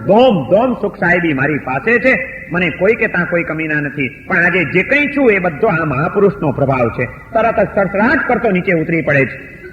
સામયું ચાલ્યું જતું હતું, આગળ દોડે છે. આચાર્ય મહારાજની પાસે પહોંચ્યો. રસ્તા વચ્ચે આચાર્ય મહારાજના ચરણોમાં ઝૂકી પડ્યો, નમસ્કાર કરે છે, વંદન કરીને ઉભો થાય છે. ગુરુદેવ, મને ઓળખો છો? આચાર્ય મહારાજે જોયું કે રાજમહેલ પાસે આવ્યો છે, ખુદ રાજા છે, અંગરક્ષકો એના સાથે છે, માથે મુગટ પહેરેલો છે. ગુરુદેવ, મને ઓળખો છો? આચાર્ય મહારાજ કે સમ્રાટ તમને કોણ ન ઓળખે? સમ્રાટ સંપ્રતિને કોણ ન ઓળખે? તો ગુરુદેવ, સમ્રાટ સંપ્રતિ તરીકે નહીં, બીજી કોઈ રીતે ઓળખો છો? યાદ કરો, આપે કોઈ ભિખારીને દીક્ષા આપેલી આપણા જીવનમાં? અને ગુરુ મહારાજે જ્ઞાનનો ઉપયોગ મૂક્યો ને જોઈ લીધું કે ઓહો, આ તો પેલો ભિખારી, એ આજે આ સ્થિતિએ પહોંચ્યો છે. ઝૂકી પડ્યો. ગુરુદેવ, જે કંઈ છું એ આપના પ્રભાવે છે. મારી ઉપર ઉપકાર આપનો છે, ધર્મ આપે પમાડ્યો, જીવનમાં શુભ ભાવ આપની કૃપાથી જાગ્યા. આજે આ પામ્યો છું એ પણ આપની કૃપાથી છે. આપણા એ ઉપકારોનો બદલો હું તો કોઈ રીતે વાળી શકું એમ નથી. હું શું કરું આપ કહો, હું શું કરું જેનાથી આપના ઉપકારનું ઋણ મારા માથેથી થોડુંક ઓછું થાય, કંઈક ઉતરે? આપ ફરમાવો, મારા જેવું કંઈક કાર્ય ફરમાવો. અને આચાર્ય મહારાજનો ભક્ત બનેલો સમ્રાટ સંપ્રતિ એણે 7 ક્ષેત્રની વૃદ્ધિના જે કાર્યો કર્યા છે, એણે જીન બિંબોના નિર્માણ કરાવ્યા. હજારોની લાખોની સંખ્યામાં, લાખો અને કરોડો જીન મૂર્તિઓ ભરાવી, અનેક જીન મંદિરો બંધાવ્યા, હજારો જીન મંદિરોના જીર્ણોદ્ધારો કરાવ્યા, કેટલા જ્ઞાન ભંડારો બનાવ્યા, શાસ્ત્રોના સર્જન કરાવ્યા, લૈયાઓ પાસે ગ્રંથો લખાવ્યા, કેટલાય શ્રાવક શ્રાવિકાઓની સ્થિતિ સુધારવા માટે એણે પોતાની લક્ષ્મીનો સદવ્યય કર્યો. કંઈક સાધુ સાધ્વીજીઓની ભક્તિ કરી અને ચારિત્ર માર્ગનો પ્રભાવ વધે, દેશમાં નહીં વિદેશમાં નહીં, દૂર દૂર દેશ સુધી ભગવાન જિનેશ્વર દેવના સાધુઓને લોકો ઓળખતા થાય, સાધુઓનો લાભ પામે, એ સાધુઓના વિહારો સુલભ બને, એ માટે એ સમ્રાટ સંપ્રતિએ અદ્ભુત કાર્યો કર્યા. ભાડુતી સાધુઓ તૈયાર કર્યા. અનાર્ય દેશની અંદર પણ સાધુઓનો વિહાર સુલભ બને, ત્યાં આગળ પણ સાધુઓ ધીમે ધીમે વિહાર કરતા થાય તો ત્યાંની પ્રજા પણ આ ભગવાનનો ધર્મ પામે. પણ એ માટે અનાર્ય લોકના અનાળી લોકો એ સાધુને ઓળખે નહીં, મુંડિયાને જુએ તોય મારવા દોડે, એ સાધુનું અપમાન પણ કરે, એ સાધુઓને ગોચરી પાણી પણ ન વરાવે. આવી બધી પરિસ્થિતિમાં આપણા સાધુઓની આસાપ ન થાય, મારા સાધુઓને સહન કરવું પડે, એ તો મારાથી ખમાય નહીં, પણ લોક માનસ પહેલા તૈયાર કરવું જોઈએ. અને એટલા માટે એણે પોતે એવા નબળી સ્થિતિના માણસોને ટ્રેનિંગ અપાવીને ભાડુતી સાધુ બનાવ્યા. દર મહિને પગાર મળે એને. નહીં વિચારવાની છે આ એક જરૂર કે આપણા ધર્મના પ્રચાર માટે કયા કયા માધ્યમોનો ઉપયોગ કર્યો છે આપણા ઇતિહાસની અંદર મહાપુરુષોએ. ઇતિહાસને પણ આપણે જો એ રીતે વિચારીએ તો આપણને ખબર પડે. આજે નાની નાની વાતોમાં આપણે ભડકીએ છીએ. આવું થાય પણ આ ધર્મના પ્રભાવ માટે અને પ્રસાર માટે તીર્થંકરોનો આ ધર્મ ખૂણે ખૂણે પ્રસરે અને ફેલાય, દેશ વિદેશની અંદર એનો જય જયકાર થાય એ માટે ભાડુતી સાધુઓ પણ સંપ્રતિ રાજાએ બનાવ્યા હતા. સાચા સાધુ નહીં, વેશધારી સાધુ. અને એને ટ્રેનિંગ આપવામાં આવેલી, તમારે એ રીતે ત્યાં જવાનું. એનું અપમાન થાય એનો વાંધો નહીં, મારા સાચા સાધુઓનું અપમાન ન થવું જોઈએ. અને એમ કરતા કરતા ત્યાં આગળ ગયા, ત્યાં આગળ વિચરે, ત્યાં લોકોને સમજાવે સાધુ કેવા હોય, સાધુના આચાર વિચાર કેવા હોય, સાધુ કેવા ઉપકારી છે, સાધુ પાસે શું મેળવવું જોઈએ. વર્ષો સુધી એ પ્રવૃત્તિ ચાલુ રખાવીને જયારે લોકમાનસ તૈયાર થયું, પછી સમ્રાટ સંપ્રતિ આર્ય સુહસ્તી મહારાજને વિનંતી કરે છે, ગુરુદેવ આપના વિદ્વાન શિષ્યોને હવે મોકલો આ વિદેશમાં, અનાર્ય દેશોમાં, ત્યાં આગળ લોકોને જરૂર છે સાચો ધર્મ પમાડવાની. અને એવા દેશોની અંદર પણ સાધુના વિહારો એણે સુલભ બનાવ્યા. ચારિત્ર પદની આરાધનાને દિવસે આજે કોને યાદ કરશો? સમ્રાટ સંપ્રતિએ જે ચારિત્રવાન આત્માઓની ભક્તિ કરી છે, એણે જે ચારિત્ર પદની પ્રતિષ્ઠા સમાજમાં સ્થાપિત કરી છે, એણે જે આ ચારિત્રવાન એવા આત્માઓના વિહારને સુલભ બનાવવા માટે પોતાની લાખો કરોડોની સંપત્તિને વહેવડાવી છે, એવા એ મહાન ચારિત્ર પદના આરાધક સમ્રાટ સંપ્રતિને આજે યાદ કરવાનો છે. એક અડધા દિવસનું દ્રવ્ય ચારિત્ર પણ એ આત્માને ક્યાં લઈ જનારું બન્યું. આજે પણ હજારો મૂર્તિઓ સંપ્રતિ રાજાની ભરાવેલી આપણને મળે છે દર્શન કરવા અને પૂજા કરવા માટે. એ ઉપકાર એ રાજા સમ્રાટ સંપ્રતિનો છે. એની પાછળ રહેલા એક આચાર્ય મહારાજનો એ ઉપકાર છે. એ આચાર્ય મહારાજે આપેલા દ્રવ્ય ચારિત્રનો એ પ્રભાવ છે. દ્રવ્ય ચારિત્ર, કોઈ મુનિપણાની ભૂમિકા નહોતી, સાધુપણાના લક્ષણ નથી, તો પછી સાધુપણાની કિંમત શું? આ ભગવાનના શાસનમાં દ્રવ્ય ચારિત્રની પણ ઘણી કિંમત છે. જરા એનું મહત્વ ઓછું નથી. આ મુનિ વેશ પણ ઘણું કામ કરી જાય. ઘણા અશુભમાંથી નિવૃત્તિ આના દ્વારા જ થઈ જાય. ઘણી અશુભમાંથી નિવૃત્તિ થાય. તમે કોઈક અશુભ પ્રવૃત્તિ ન પણ છોડી શકો, પણ આ વેશ કાલે પહેરી લ્યો તો પછી ફરજિયાત છોડવી પડે કે નહીં? આજે ભલે ને ગરડા થયા હોય ને બધા ધોળા થઈ ગયા હોય, તે છતાં પણ મન થાય તો તમે અરોરામાં જઈને બેસી જાઓ. તમને કોઈ રોકે નહીં, કારણ કે ધોતિયામાં છો ને જબ્બામાં છો. તમને કોણ પૂછનાર છે? પણ અમારો એક નાનો યુવાન પણ સાધુ હોય કે યુવાન પણ સાધ્વી હોય, હજી એકે ધોળા નથી ત્યાં, તો એને પણ કદાચ કોઈક વાર મન થઈ જાય, પણ એ સાધુ કે સાધ્વી હમણાં અરોરામાં ટિકિટ લેવા ઉભા રહે લાઈનમાં, તો તમે એને બીજે દી ઘરમાં ઘૂસવા દો અને હું જઉં તો કાલે મને અહીં બેસવા દો. કોણે બચાવ્યા? નથી, ભૂમિકા નથી, મનથી કદાચ એ સંસ્કાર નથી ને મન પણ થઈ ગયું, પણ તે છતાં ઘણી અશુભ પ્રવૃત્તિઓથી બચાવી લેતું હોય તો ત્યાં ભગવાન મહાવીરનો વેશ છે, ખાલી માત્ર વેશ. દ્રવ્ય ચારિત્રનું પણ અહીંયા આગળ ઘણું મહત્વ છે. દ્રવ્ય ચારિત્ર એક ભિખારીને સમ્રાટ સંપ્રતિ બનાવી શકે છે. દ્રવ્ય ચારિત્ર ગુજરાતના મહામંત્રી ઉદયનને સમાધિપૂર્ણ મૃત્યુ અપાવી શકે છે અને એક બહુરૂપીને એક સાચો સાધુ બનાવી શકે છે.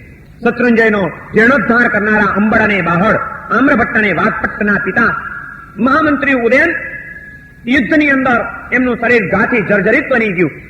વિજય મળ્યો પણ વિજય બહુ મોંઘો પડી ગયો અને ગાથી જર્જરિત એવા ઉદયન મંત્રીને સ્ટ્રેચરમાં નાખીને છાવણીમાં લઈ જવામાં આવે છે. કુશળ રાજવૈદ્યો એમના પાટાપિંડી કરે છે અને ઉપચારો શરૂ થયા છે, પણ લોહી શરીરમાંથી એટલું બધું વહી નીકળ્યું છે કે હવે સમ્રાટ ઉદયન મંત્રી એ બચી શકે એવી કોઈ શક્યતા દેખાતી નથી. અને પોતાનું મૃત્યુ હવે ઉદયન મંત્રીને પણ નજર સામે દેખાઈ રહ્યું છે.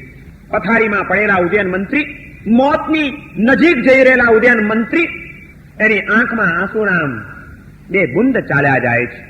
બાજુમાં જેના બંને વિનીત પુત્રો બેઠા છે, આમ્રભટ્ટ અને વાઘભટ્ટ, અનેક મંત્રીઓ બેઠા છે, અનેક અધિકારીઓ બેઠા છે. ગુજરાતનો મહામંત્રી જિંદગીમાં કોઈ દિવસ રડ્યો નથી, આખી જિંદગી ઝઝૂમતો રહ્યો છે જે દુશ્મનોની સામે.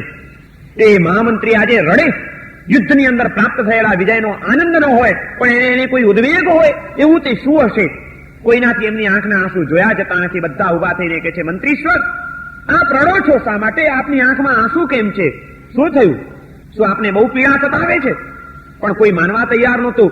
જે મોતને સામી છાતીએ ઝીલનારો અને યુદ્ધના મેદાનમાં આગેવાની લઈને લડનારો એ ઉદયન મંત્રી વેદનાથી રડી પડે એવો કાચો નહોતો. કેમ આપ રડો છો? ત્યારે ઉદયન મંત્રી કહે છે કે ભાઈ બીજું કંઈ નથી, મોત તો હવે એક દાડો આવવાનું જ છે, મૃત્યુનું રડવાનું શું વળી?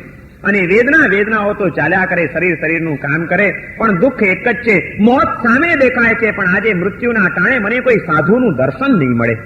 કોઈક સાધુ પુરુષના મુખેથી જો નવકાર મંત્રનું શ્રવણ કરવાનું મળી જાય, કોઈ સાધુ પુરુષ મને અંતિમ નિર્યામણા કરાવી દે, અને એ સાધુના દર્શન કરતા કરતા એ પવિત્ર વ્યક્તિના દર્શન દ્વારા જો આ પ્રાણ ચાલ્યા જાય દેહમાંથી, તો એના જેવો સદભાગ્ય મારું બીજું કયું. પણ આ યુદ્ધની ભૂમિ ઉપર મને ક્યાં સાધુનું દર્શન મળશે?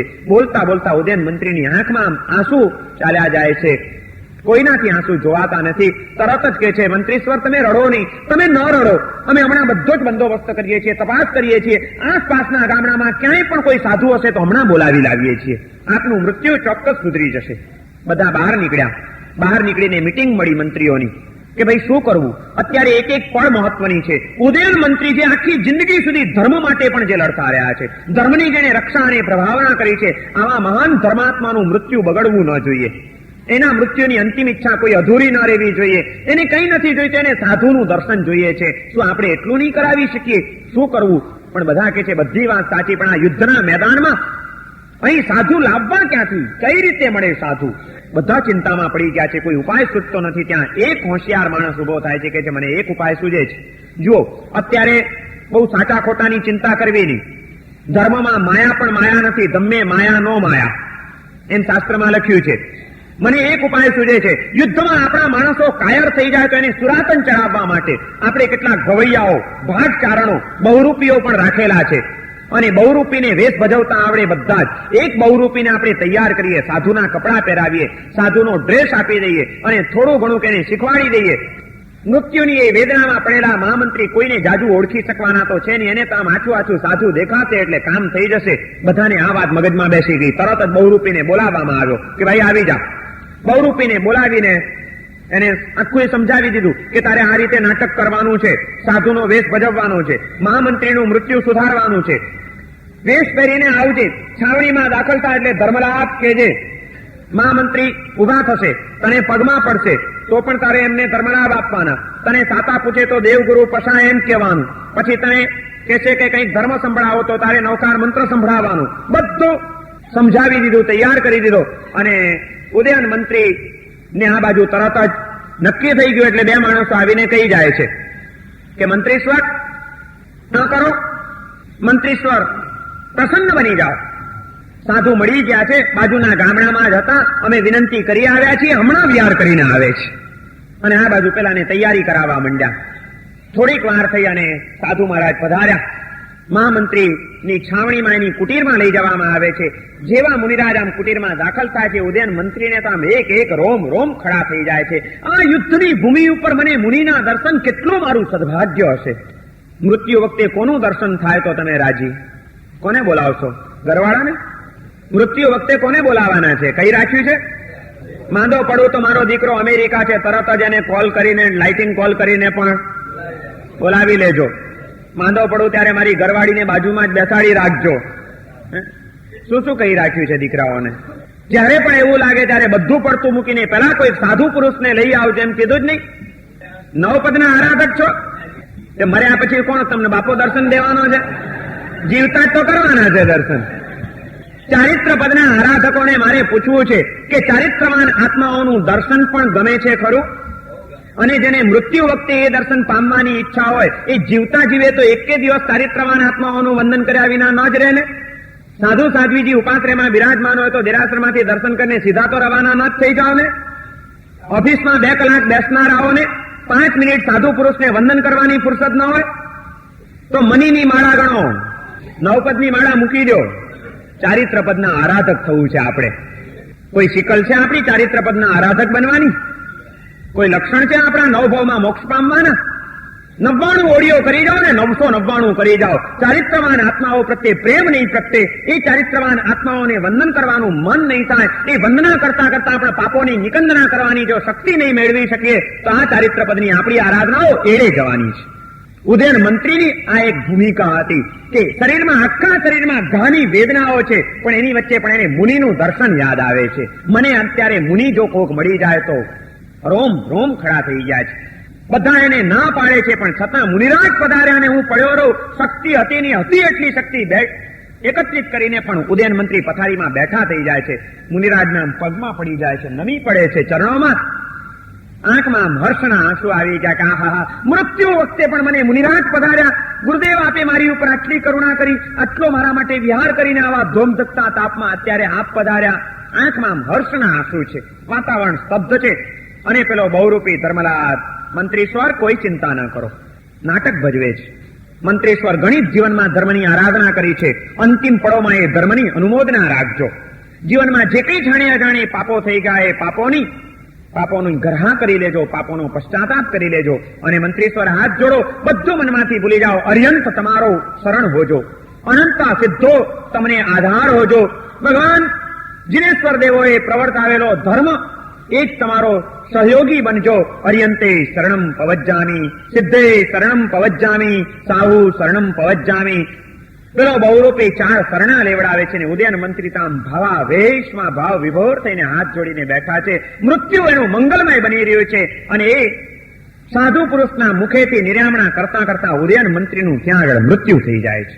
ઉદયન મંત્રીનું મૃત્યુ થઈ ગયું, કામ પતી ગયું, બધા ખુશ છે. ચાલો, મંત્રીશ્વરની અંતિમ ઈચ્છા આપણે પૂર્ણ કરી શક્યા, એમના આત્માને શાંતિ મળી, એમનો આત્મા સદગતિગામી બન્યો, બહુ સરસ થઈ ગયું. અને એ કામ આ એક બહુરૂપીએ અપ ટુ ડેટ રીતે ભજવ્યું, કમાલ કરી. બધા ખુશ છે બહુરૂપીની ઉપર. મોં માગ્યું ઇનામ આપી દેવું જોઈએ આવા માણસને, જેને ગુજરાતના મહામંત્રીનું મૃત્યુ સુધાર્યું, એને શું ન અપાય. બધા બહાર નીકળીને પીઠ સાંભળે છે બહુરૂપીની. સાલાસ, ઉતારી નાખ કપડા અને બોલ, તને કેટલા પૈસા જોઈએ કે. ત્યારે પેલો બહુરૂપી, દ્રવ્ય ચારિત્રનું પણ શું મહત્વ છે એ વાત સમજજો. ત્યારે પેલો બહુરૂપી કહે છે, જે વેશના કારણે ગુજરાતનો નાથ, ગુજરાતનો મહામંત્રી મારા પગમાં પડ્યો, માત્ર એક બાહ્ય વેશના કારણે પણ મારા જેવો એક ભવૈયો બહુરૂપિયો સાવ 2 કોડીનો માણસ, એના પગમાં ગુજરાતનો મહામંત્રી હાથ જોડીને નમી પડે, જે વેશના કારણે એવો આ ઊંચો વેશ મળ્યા પછી ઉતારી નાખે તો મારા જેવો મૂર્ખ આ દુનિયામાં બીજો કોઈ નહીં. ધર્મલાભ બધાને સાચા ધર્મલાભ. હવે જઉં છું કોઈક યોગ્ય ગુરુની શોધ કરીને સાચો સાધુ બનીશ. જે દ્રવ્ય ચારિત્ર પણ આવા મહાન પ્રભાવો બતાડે એ સાધુપણું જો સાચું મારા જીવનમાં આવી જાય તો મારા આત્માનું કેવું કલ્યાણ કરી દેશે. બસ હવે આત્મકલ્યાણ માટે જઉં છું, પૈસો નથી જોઈતો. અને બહુરૂપી સાચો સાધુ બનવા માટે નીકળી પડ્યો. દ્રવ્ય ચારિત્રનો શું પ્રભાવ! એક ભિખારીને રાજા સમ્રાટ સંપ્રતિ બનાવી શકે.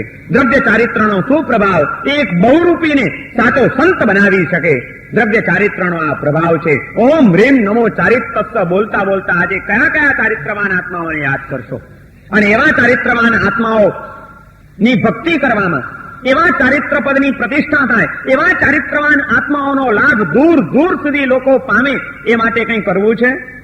સમ્રાટ સંપ્રતિએ કર્યું. અનાર્ય દેશોમાં પણ ભાડુતી સાધુઓને મોકલીને પણ એણે મહાપ્રભુના ધર્મનો પ્રચાર થવો જોઈએ એવી તમન્ના એના હૃદયમાં હતી.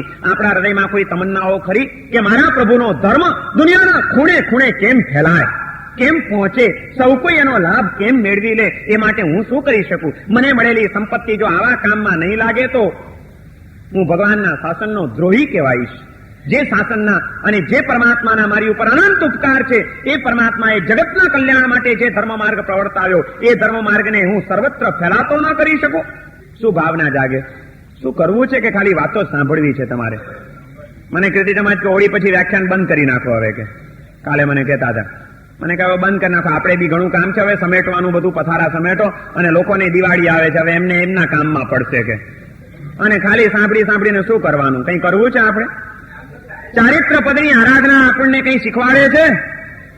અશુભમાંથી નિવૃત્તિ પણ કરવી છે. ચાલો શુભમાં પ્રવૃત્તિ નહીં કરતા, કે અમે આ ચારિત્ર પદના આરાધક બન્યા છીએ, 9 પદના જ્ઞાતા બન્યા છીએ, 9 પદનું સ્વરૂપ સમજ્યા છીએ. અને એ ચારિત્ર પદની આરાધના, એ ચારિત્ર પદની સમજણ અમને પહેલી એક જ વાત શીખવાડે છે કે શુભમાં પ્રવૃત્તિ કદાચ ઓછી વધતી થશે તો ચાલશે, પણ આજથી અશુભમાંથી નિવૃત્તિ તો સાચી જ. અમે કોઈની નિંદા નહીં જ કરીએ, અમે કોઈના અવર્ણવાદ નહીં જ સાંભળીએ.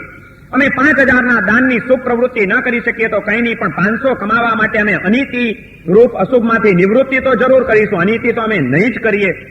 શું કરવું છે આપણે? ઓમ રેમ નમો ચારિત્રસ્ય એ માળા ગણતા ગણતા આજે આવા એક એક ચારિત્રવાન આત્માઓને નમસ્કાર કરીને આ પ્રાર્થના કરજો કે અમારામાં એવી શક્તિ આવે, એવી તાકાત આવે કે અમારા જીવનમાં ઘૂસી ગયેલા આવા અનેક અશુભ તત્વો વિદાય પામી જાય, અશુભની નિવૃત્તિ થઈ જાય. બસ એ જ અમારી એક ઝંખના છે. અને એ પછી અનેક જે શુભ તત્વો છે એ શુભની પ્રાપ્તિ થઈ જાય. માત્ર શુદ્ધ ધર્મની વાતો કર્યા કરશું અને શુભ પ્રવૃત્તિઓમાં જો આપણા તન મન ધનની અને જીવનની સઘળીએ શક્તિઓને કામે નહીં લગાડીએ તોય નહીં ચાલે. આજે શુદ્ધ ધર્મની વાતો બહુ થવા માંડી, અધ્યાત્મની વાતો સહેલી થઈ ગઈ છે, યોગ અને ધ્યાન સસ્તા શબ્દો બની ગયા છે બધા જ, અને કરવું કંઈ જ નથી પાછું આપણે. હા, અશુભમાંથી નિવૃત્તિ નથી કરવી, શુભમાં પ્રવૃત્તિ નથી કરવી, અને આત્માને ઓળખવાની શુદ્ધ સ્વરૂપની વાતો કર્યા કરવી છે. એમ આત્મા ઓળખાવાના નથી, ના પાડી છે. અશુભ નિવૃત્તિ અને શુભની પ્રવૃત્તિ રૂપ જે ચારિત્ર ધર્મ છે એનો અપલાપ પણ ન કરાય. શુદ્ધ ધર્મની ખાલી વાતો કરીને, નિશ્ચય નહીંની વાતો કરીને જે વ્યવહાર માર્ગનો અપલાપ કરે છે એ આત્માઓ પોતાના બોધિ બીજને એટલે કે સમ્યક્ત્વને ભણી રહ્યા છે. મેસો વિજયજી મહારાજે કીધું, ચરિત ભણી બહુ લોક માજી ભરતા દીકના જે લોપે શુભ વ્યવહાર ને જી બોધિ હણે નિજતે. શું કરે છે? ચરિત ભણી બહુ લોકમાજી ભરતા દીકના જે. ભરત મહારાજા વગેરેના દ્રષ્ટાંતો આપીને હવે એમણે ક્યાં ચારિત્ર લીધું હતું? ભાઈ, એમણે લીધું તો દીક્ષા. અને ખરેખર તો દીક્ષા ચારિત્ર તો આત્માનો ભાવ છે, આત્માનો ગુણ છે. આત્મા પોતાના સ્વભાવમાં આવી જાય, સ્વસ્વરૂપમાં આવી જાય તો બરોબર છે. બાકી આપણા વેશ કરી પહેરીને બેસે તોય શું, ન બેઠા તોય શું. આપણે ઘણી વાર લીધું, કઈ વળ્યું ભાઈ આપણું, કઈ વળ્યું? દ્રવ્ય ચારિત્ર ધર્મક્રિયાઓ, એના બહારની ધર્મક્રિયાઓનો માત્ર જે અપલાપ કરે છે નિશ્ચયને એની કોરી વાતો કરીને, એ શું કરે છે? લોપે શુભ વ્યવહારને જી બોધિ હણે નિજતે. જે શુભ વ્યવહારનો લોપ કરે છે એ પોતાના બોધિ બીજને હણી રહ્યા છે, સમ્યક્ત્વને દુર્લભ બનાવી રહ્યા છે. એમ યશો વિજયજી મહારાજ કહે છે. શું કરીએ છીએ આપણે? કોઈ અપલાપ કરવાની જરૂર નથી. ચારિત્રનો અપલાપ કરશો નહીં, ચારિત્રવાન આત્માઓનો અપલાપ કરશો નહીં. કદાચ થોડું ઘણું ઓછું વધતું પણ હોય તો એ દેશ ચારિત્ર અને સર્વ ચારિત્રના પણ વિભાગો પાડેલા છે. દ્રવ્ય ચારિત્ર અને ભાવ ચારિત્રના પણ પ્રકારો બતાડેલા છે, અને દ્રવ્ય ચારિત્રનું પણ ઘણું બધું મૂલ્ય અહીં આગળ ભગવાનના શાસનમાં આંકવામાં આવેલું છે. એનું મહત્વ જરાય ખંડિત કરાય નહીં, એની કોઈ દિવસ આઘાતમાં કે અવગણના કરાય નહીં, એની નિંદાઓના પાપમાં ક્યારેય પણ પડાય નહીં. સતત સાવધાન રહો. ચારિત્ર પદની આરાધના આપણને એક જાગૃતિ આપે છે. અશુભમાંથી વધુને વધુ નિવૃત્ત થતા જાઓ, શુભની અંદર સદાય પ્રવૃત્ત થતા જાઓ, અને શુદ્ધ આત્મભાવની અંદર જાગૃતિ કેળવતા જાઓ. શુદ્ધમાં જાગૃતિ આવવી જ જોઈએ. શું કરશો ચારિત્ર પદની આજે આરાધના કરીને? શું કરશો? બધાનું મહત્વ છે. ખાલી નાના આપણા આત્માની અંદર જો બસ ગુણ આવી જાય, ભાઈ આત્મા નિજ ગુણ સ્થિરતા ચરણ તે પ્રણવ. આખરે તો પૂજામાં પણ એ જ કીધું ને કે આત્મગુણોમાં સ્થિરતા જોઈએ. પછી આત્મગુણોમાં સ્થિરતા હોય તો બહારનું પછી થોડું ઘણું ન હોય તો ન ચાલે. એ સાધુ થવું જોઈએ. ચારિત્ર પદના આરાધકોને મારે પૂછવું છે કે સાધુ થવું છે? થવું છે? જો બહુ ઓગા લીધા. કેટલા પૈસા કમાયા? બહુ કમાયા. મૂકી દો કમાવાના. કેટલી વાર ધંધામાં ફેલ પણ ગયા, બંધ કરી દો ધંધો કરવાનો. કેટલી વાર રોજ રોજ ખાધું, છતાં આજે પાછી ભૂખ લાગી, પેટ દેવાળિયું જ નીકળ્યું, ખાવાનું બંધ કરી દો. કાલ ખાધું તું, આજે છતાં ભૂખ લાગી, બહુ ખાધું, રોજ રોજ ખાધું, માટે હવે ખાવાનું છોડી દેવાનું. વાતો કરે છે કે બહુ ઓગા લીધા, બહુ રોટલી ખાધી, મૂકી દો. બહુ વાર ધંધામાં ફેલ ગયા, છોડી દો. ક્યાં છે આપણી પાસે બુદ્ધિ? ક્યાં છે? જ્યાં ફાવે ત્યાં ફાવતી વાતો પકડવી. તમારા લોકો આગળ બહુ ઓગા લીધા, એ વાતો કરવી એ ખોટી. કારણ કે તમે અમારી વાતોને પણ ઊંધી જ પકડો, ફાવતી જ પકડો. એમાંથી કોક વાર અમને બદનામ બી કરો. મહારાજ આમ કહેતા હતા, શું મહારાજ આમ કહેતા હતા, પણ આગળ પાછળનું કંઈ બોલે જ નહીં, વચ્ચેનું પકડીને મહારાજના નામે હલાવે. દ્રવ્ય ચારિત્રનું પણ મહત્વ છે, બહારની ક્રિયાઓનું પણ મહત્વ છે. લાયકાત ગમે એટલી હોય પણ એ લાયકાતને અભિવ્યક્ત કરનાર, એ લાયકાતને સિદ્ધ કરનાર વેશનું પણ એટલું જ મહત્વ છે. બેરિસ્ટર સારામાં સારો હોય, પારેટલોની ડિગ્રી એને લઈ લીધી હોય લંડનની, અથવા તો અહીંયા આગળ વકીલ થઈ ગયો હોય, LLB ની પરીક્ષામાં પાસ થઈ ગયો હોય, એની પાસે લાયકાત ખરી કે નહીં કેસ લડવાની? ખરી. પણ કોર્ટમાં જેને કેસ લડવો હોય તો એને કાળો કોટ પહેરવો પડે કે નહીં? ના ના, એ વકીલ છે, પછી ડ્રેસ ન પહેરે તો ના ચાલે. વકીલ તરીકે કે બેરિસ્ટર તરીકેનો જે યુનિફોર્મ છે એ યુનિફોર્મ ન હોય તો કોર્ટમાં એ કેસ લડી શકે ખરો? પણ ભાઈ એ હવે પરીક્ષામાં પાસ, એની પાસે સર્ટિફિકેટ છે, ડિગ્રી છે. ડિગ્રી હોય કે ન હોય, લાયકાત હોય કે ન હોય, એ લાયકાતને અનુરૂપ એવો યુનિફોર્મ પણ જોઈએ. ખાલી આત્માની વાતો થાય તો ના ચાલે. દ્રવ્ય ચારિત્રનું પણ મહત્વ છે. ભગવાન મહાવીરનો આત્મા 28 વર્ષની ઉંમરે વિરક્ત બની ગયો. ભાવથી ચારિત્ર એને સ્વીકારી લીધું, પણ નંદીવર્ધન રાજાના આગ્રહના કારણે એને 2 વર્ષ સંસારમાં રહેવું પડ્યું. એ 2 વર્ષ માટે એ દ્રવ્યથી સંસારી હતો, પણ ભાવથી ચારિત્રવાન હતા કે નહીં એ આત્મા? અને તીર્થંકરોને માટે એક એવો નિયમ છે કે તીર્થંકરો જ્યારે પણ ચારિત્ર લે ત્યારે એને ચોથું મનોપર્યોગ જ્ઞાન ઉત્પન્ન થાય. ભગવાન મહાવીરનો આત્મા ભાવથી તો 28 વર્ષની ઉંમરે ચારિત્રવાન બની ગયો હતો, પણ ભગવાન મહાવીરના આત્માને મનોપર્યોગ જ્ઞાન ક્યારે ઉત્પન્ન થયું એ ખબર રાખતા જ નહીં. તમે આવી કોઈ ગરબડમાં પડતા નહીં. અમે ભગવાન મહાવીરને રોજ ટીલા ટપકા કર્યા કરશું, બાકી મહાવીરે શું કર્યું, એને ક્યારે કેવળ જ્ઞાન થયું ને ક્યારે મનોપર્યોગ થયું ને ક્યારે શું જ્ઞાન હતું કે અજ્ઞાન હતું એની કઈ અમારે ભાંજગડમાં પડવું જ નહીં. જ્ઞાનની ઉપેક્ષા. મહાવીર 28 વર્ષની ઉંમરે ભાવથી ચારિત્રવાન બન્યા હતા, પણ 30 વર્ષની ઉંમરે જયારે એમણે લોચ કર્યો અને કરેની સામાયમ સાવજ્જમ જોગમ પચક્ખામી એ સાવજ્ય યોગની પ્રતિજ્ઞારૂપ દ્રવ્ય ચારિત્ર લીધું, ઘર છોડીને અણગાર બન્યા, સંસાર છોડીને એ સાધુ બન્યા, ત્યારે 30 વર્ષની ઉંમરે એને મનોપર્યોગ જ્ઞાન ઉત્પન્ન થયું. લાયકાત 28 વર્ષની ઉંમરે હતી, પણ યુનિફોર્મ બદલાયો ત્યારે જ મનોપર્યોગ જ્ઞાન ઉત્પન્ન થયું. એ મહત્વ સમજાવે છે દ્રવ્ય ચારિત્રનું. પણ લાયકાત પૂરેપૂરી કેસ લડવાની હોય છતાં કાળો કોટ પહેરવો જ પડે એ લાયકાત સમજાવે છે. વ્યવહારમાં પણ ચાંદી પૂરેપૂરી હોય પણ સરકારની મોરછાપ ન લાગી હોય ચાંદીના સિક્કા ઉપર, તો રૂપિયા તરીકે ચલણમાં ચાલે ખરો? પણ હવે ચાંદી છે, નગદ ચાંદી છે, પ્યોર, એ ન ચાલે. ઉપર રૂપિયાનો સિક્કો છે તો ચાલે, નહીં તો ન ચાલે. જે કાગળની નોટો ઉપર એ નાસિકની ટંકશાળમાં સરકારની છાપ છપાય છે, એ છાપ છપાયા પહેલા એ જ કાગળનો આટલો ટુકડો લઈને બજારમાં જાઓ તો કોઈ કઈ પરખાવે તમને?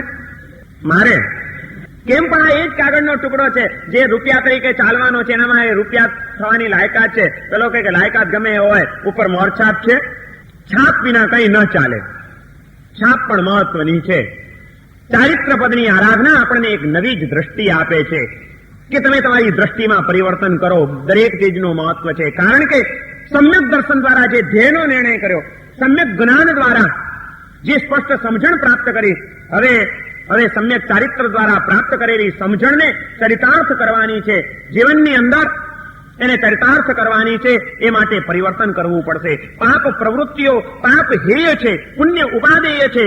આ વાત જ્ઞાન દ્વારા સમજ્યા, પણ હેય એવા પાપોને છોડવાની પ્રવૃત્તિ પણ કરવી જ પડે. પ્રવૃત્તિ વિના ન ચાલે. અટકવું પડે, પાછા વળવું પડે, નહીં તો ન ચાલે. ચારિત્ર પદની આરાધના આપણને આ ત્રણેય વાતો શીખવાડે છે. અશુભમાંથી નિવૃત્તિ રૂપ પ્રવૃત્તિ કરો, શુભમાં સ્થિર થવા રૂપ પ્રવૃત્તિ કરો, અને આત્માના શુદ્ધ સ્વરૂપની જાગૃતિ કેળવો. અશુભ નિવૃત્તિ, શુભ પ્રવૃત્તિ અને શુદ્ધની જાગૃતિ રૂપ ચારિત્ર પદની પ્રાપ્તિ આપણને થાય. એટલા માટે આજે ચારિત્ર પદની આરાધના કરવાની છે. ઓમ રીમ નમો ચારિત્રસ્સ એ પદની માળા ગણતા ગણતા આવા એક એક ચારિત્રવાન આત્માઓને આજે નજર સામે લાવવાના છે. એ સંપ્રતિ મહારાજાના આત્માને આજે નજર સામે લાવજો કે ભિખારીના વેશની અંદર સાધો થયો અને કામ કાઢી નાખ્યું. જૈન શાસનની અદભુત પ્રભાવના કરી એ આત્માને અમારા નમસ્કારો. એ બહુરૂપીને આજે નજર સામે લાવજો કે એને વેશ ભજવતા આવડ્યો. અમને લોકોને તો વેશ ભજવતા નથી આવડતો, બહુરૂપિયા કરતા ગયા. ભવૈયા જેટલી પણ લાયકાત નથી. કઈ છે લાયકાત? ધર્માત્માની. ભવૈયા થતા આવડે છે, બહુરૂપી થતા વેશ ભજવવી છે ડિફિકલ્ટ છે કે છે. અહીં બધી ડિફિકલ્ટી લાગે છે. સંસારમાં ક્યાંય ડિફિકલ્ટી જ નથી લાગતી. સંસારમાં ગમે એટલી ડિફિકલ્ટીઓ આવે, કોઈ દિવસ એમ ન કીધું કે પૈસા કમાવા બહુ ડિફિકલ્ટ છે માટે કમાવાનું છોડી દઈએ. ડિફિકલ્ટીઓ એટલે છોડી દેવાની વાત ને. પૈસા કમાવા સહેલા છે શું આજના કાળમાં? આ સરકારના કેટલા લફરાઓ, રોજ રોજ પલટાતા જતા ધંધાના પ્રવાહો, કેટલા લેબર પ્રોબ્લેમો, આ બધાની વચ્ચે પૈસા કમાવા એ કોઈ સહેલી વાત છે? માથાનો દુખાવો કેટલું ડિફિકલ્ટી છે, પણ છતાં ડિફિકલ્ટી હોવા છતાં પૈસા કમાવાનું છોડ્યું. અને ચારિત્રમાં જ ડિફિકલ્ટી લાગી અને માટે એને છોડી દીધું. તમે લોકો બોલો જ નહીં, મૌન બેસી રહ્યો, ચૂપ બેસી રહ્યો. તમે લોકો ફસાશો એમાં ક્યાંક. મને જો આ જ તકલીફ. આખરે તમે મને જ બાંધશો. એ તમારે સવાલ નહીં કરવા. તમે સવાલ કરો તમારે કેવું તો પડે ને. બહુ તકલીફ છે આપણે. એક એક પદની આરાધના કેટલી અદભુત આરાધનાઓ છે. શું એનું દિવ્ય સ્વરૂપ છે, આપણને એક નવી દ્રષ્ટિ આપી જાય છે. આ 9 પદની આરાધના જો સારી રીતે કરતા આવડી જાય, આ 9 પદની આરાધનાને જો આપણે સૂક્ષ્મતાથી સમજી લઈએ અને આ 9 પદની આરાધના કરતા કરતા એક એક આત્માના ગુણોનો વિકાસ કરવાની ભૂમિકા જો આપણને પ્રાપ્ત થઈ જાય, તો મને એમ લાગે છે કે શ્રીપાળ અને મૈણાનો જ 9 ભાવમાં મોક્ષ થયો એમ નહીં, આપણો પણ થઈ શકે. અશક્ય કંઈ જ નથી. અને મારી એવી ઈચ્છા છે કે માટુંગામાં આવ્યો છું, જેમ વિનય વિજયજીને યશો વિજયજીએ શ્રીપાળ અને મૈણાનું ચરિત્ર લખ્યું. અહીંથી એક શ્રીપાળ મને મળી જાય ને એક મૈણા મળી જાય તો આવતા વર્ષે એનું ચરિત્ર લખવું છે.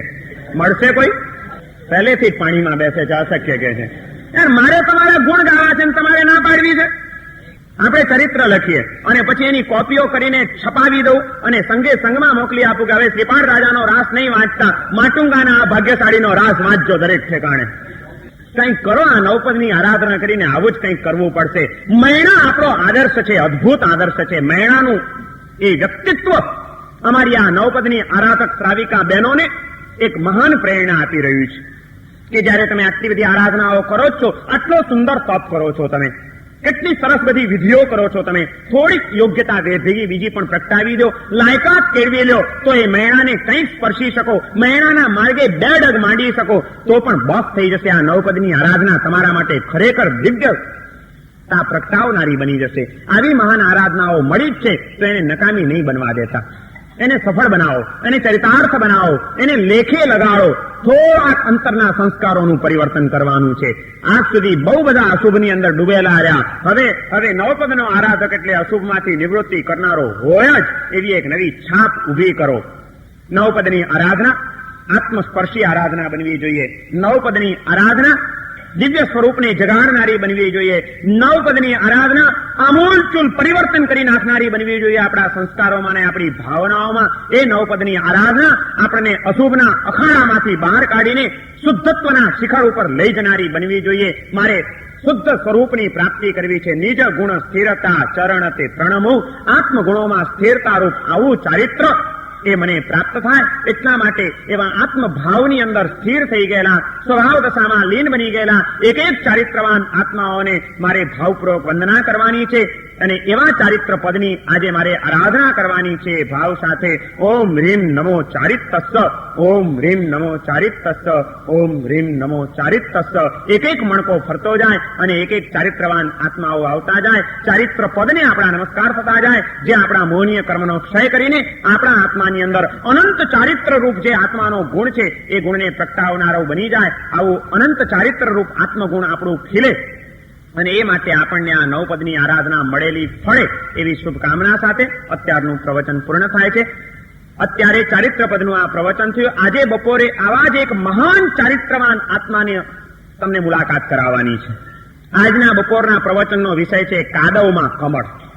અત્યંત ગંદા ખરડાયેલા એવા કાદવની વચ્ચે પણ એક કમળ કેવું ખીલી ઉઠે છે એની એક ઐતિહાસિક વાર્તા શાસ્ત્રોના પાને લખાયેલી અને હજારો વર્ષ સુધી જીવંત રહેનારી એક ઐતિહાસિક કથા આજે બપોરે તમને સંભળાવવામાં આવશે. આજે બપોરે 1:30 વાગ્યા પછી ભક્તિ સંગીત શરૂ થશે. કુમારિકા રૂપલ દોશી એ ભક્તિ સંગીત રજૂ કરશે અને ત્યારબાદ તરત જ આજનું જાહેર વ્યાખ્યાન શરૂ થશે. બરોબર 2:30 વાગે કાદવમાં કમળ. અશુભના કાદવમાં પડેલો એક આત્મા જયારે જાગૃત બને છે ત્યારે એ કેવી રીતે શુભની પ્રવૃત્તિ અને શુદ્ધની જાગૃતિમાં સ્થિર થાય છે અને એ કાદવમાંથી કેવું એક સુવાસિત, કેવું એક પવિત્ર, કેવું એક સુંદર કમળ ખીલી ઉઠે છે. એ ખીલેલું કમળ આપણને પણ કાદવમાંથી ઉપર ઉઠવાની કેવી પવિત્ર પ્રેરણાઓ આપે છે. આપણું જીવન આજે અશુભની વૃત્તિઓમાં, અશુભની પ્રવૃત્તિઓમાં, એ ગંદકીમાં ડૂબેલું પડ્યું છે. એ કાદવમાંથી કેવી રીતે ઉપર ઉઠવું એ માટેની પ્રેરણા, એ માટેનો આદર્શ અને એ માટેનું દ્રષ્ટાંત રજૂ કરતું આજનું આ પ્રવચન. આમ જોવા જાવ તો અલગ જાહેર પ્રવચન હશે, આમ જોવા જાવ તો નવપદની સાથે જ એને સાંકળી શકાય એવું એ પ્રવચન હશે. આ પ્રવચન બરોબર 2:30 વાગે શરૂ થશે. આવતીકાલે સવારે 9 વાગે તપ પદ ઉપરનું કાલનું છેલ્લું પદ છે. બહુ છેલ્લે મૂક્યું. 8 પદની આરાધના કરો પણ શિખર ન ચડાવો તો શિખર વિનાના મંદિરની કોઈ કિંમત નહીં. એમ બધાની અંદર સર્વશ્રેષ્ઠ હોય છેલ્લું મૂકી દીધું એને લાસ્ટ શિખર રૂપે. એ તપ પદની આરાધના. તપ એટલે શું? તપ કોને કહેવાય? તપ પદની આરાધના કરવાની એટલે શું કરવાનું એની ઉપર આવશે. સર્વમંગલમાંગલ્યમ સર્વકલ્યાણકારણમ પ્રધાનમ સર્વધર્માણામ જૈનમ જયતિ શાસનમ.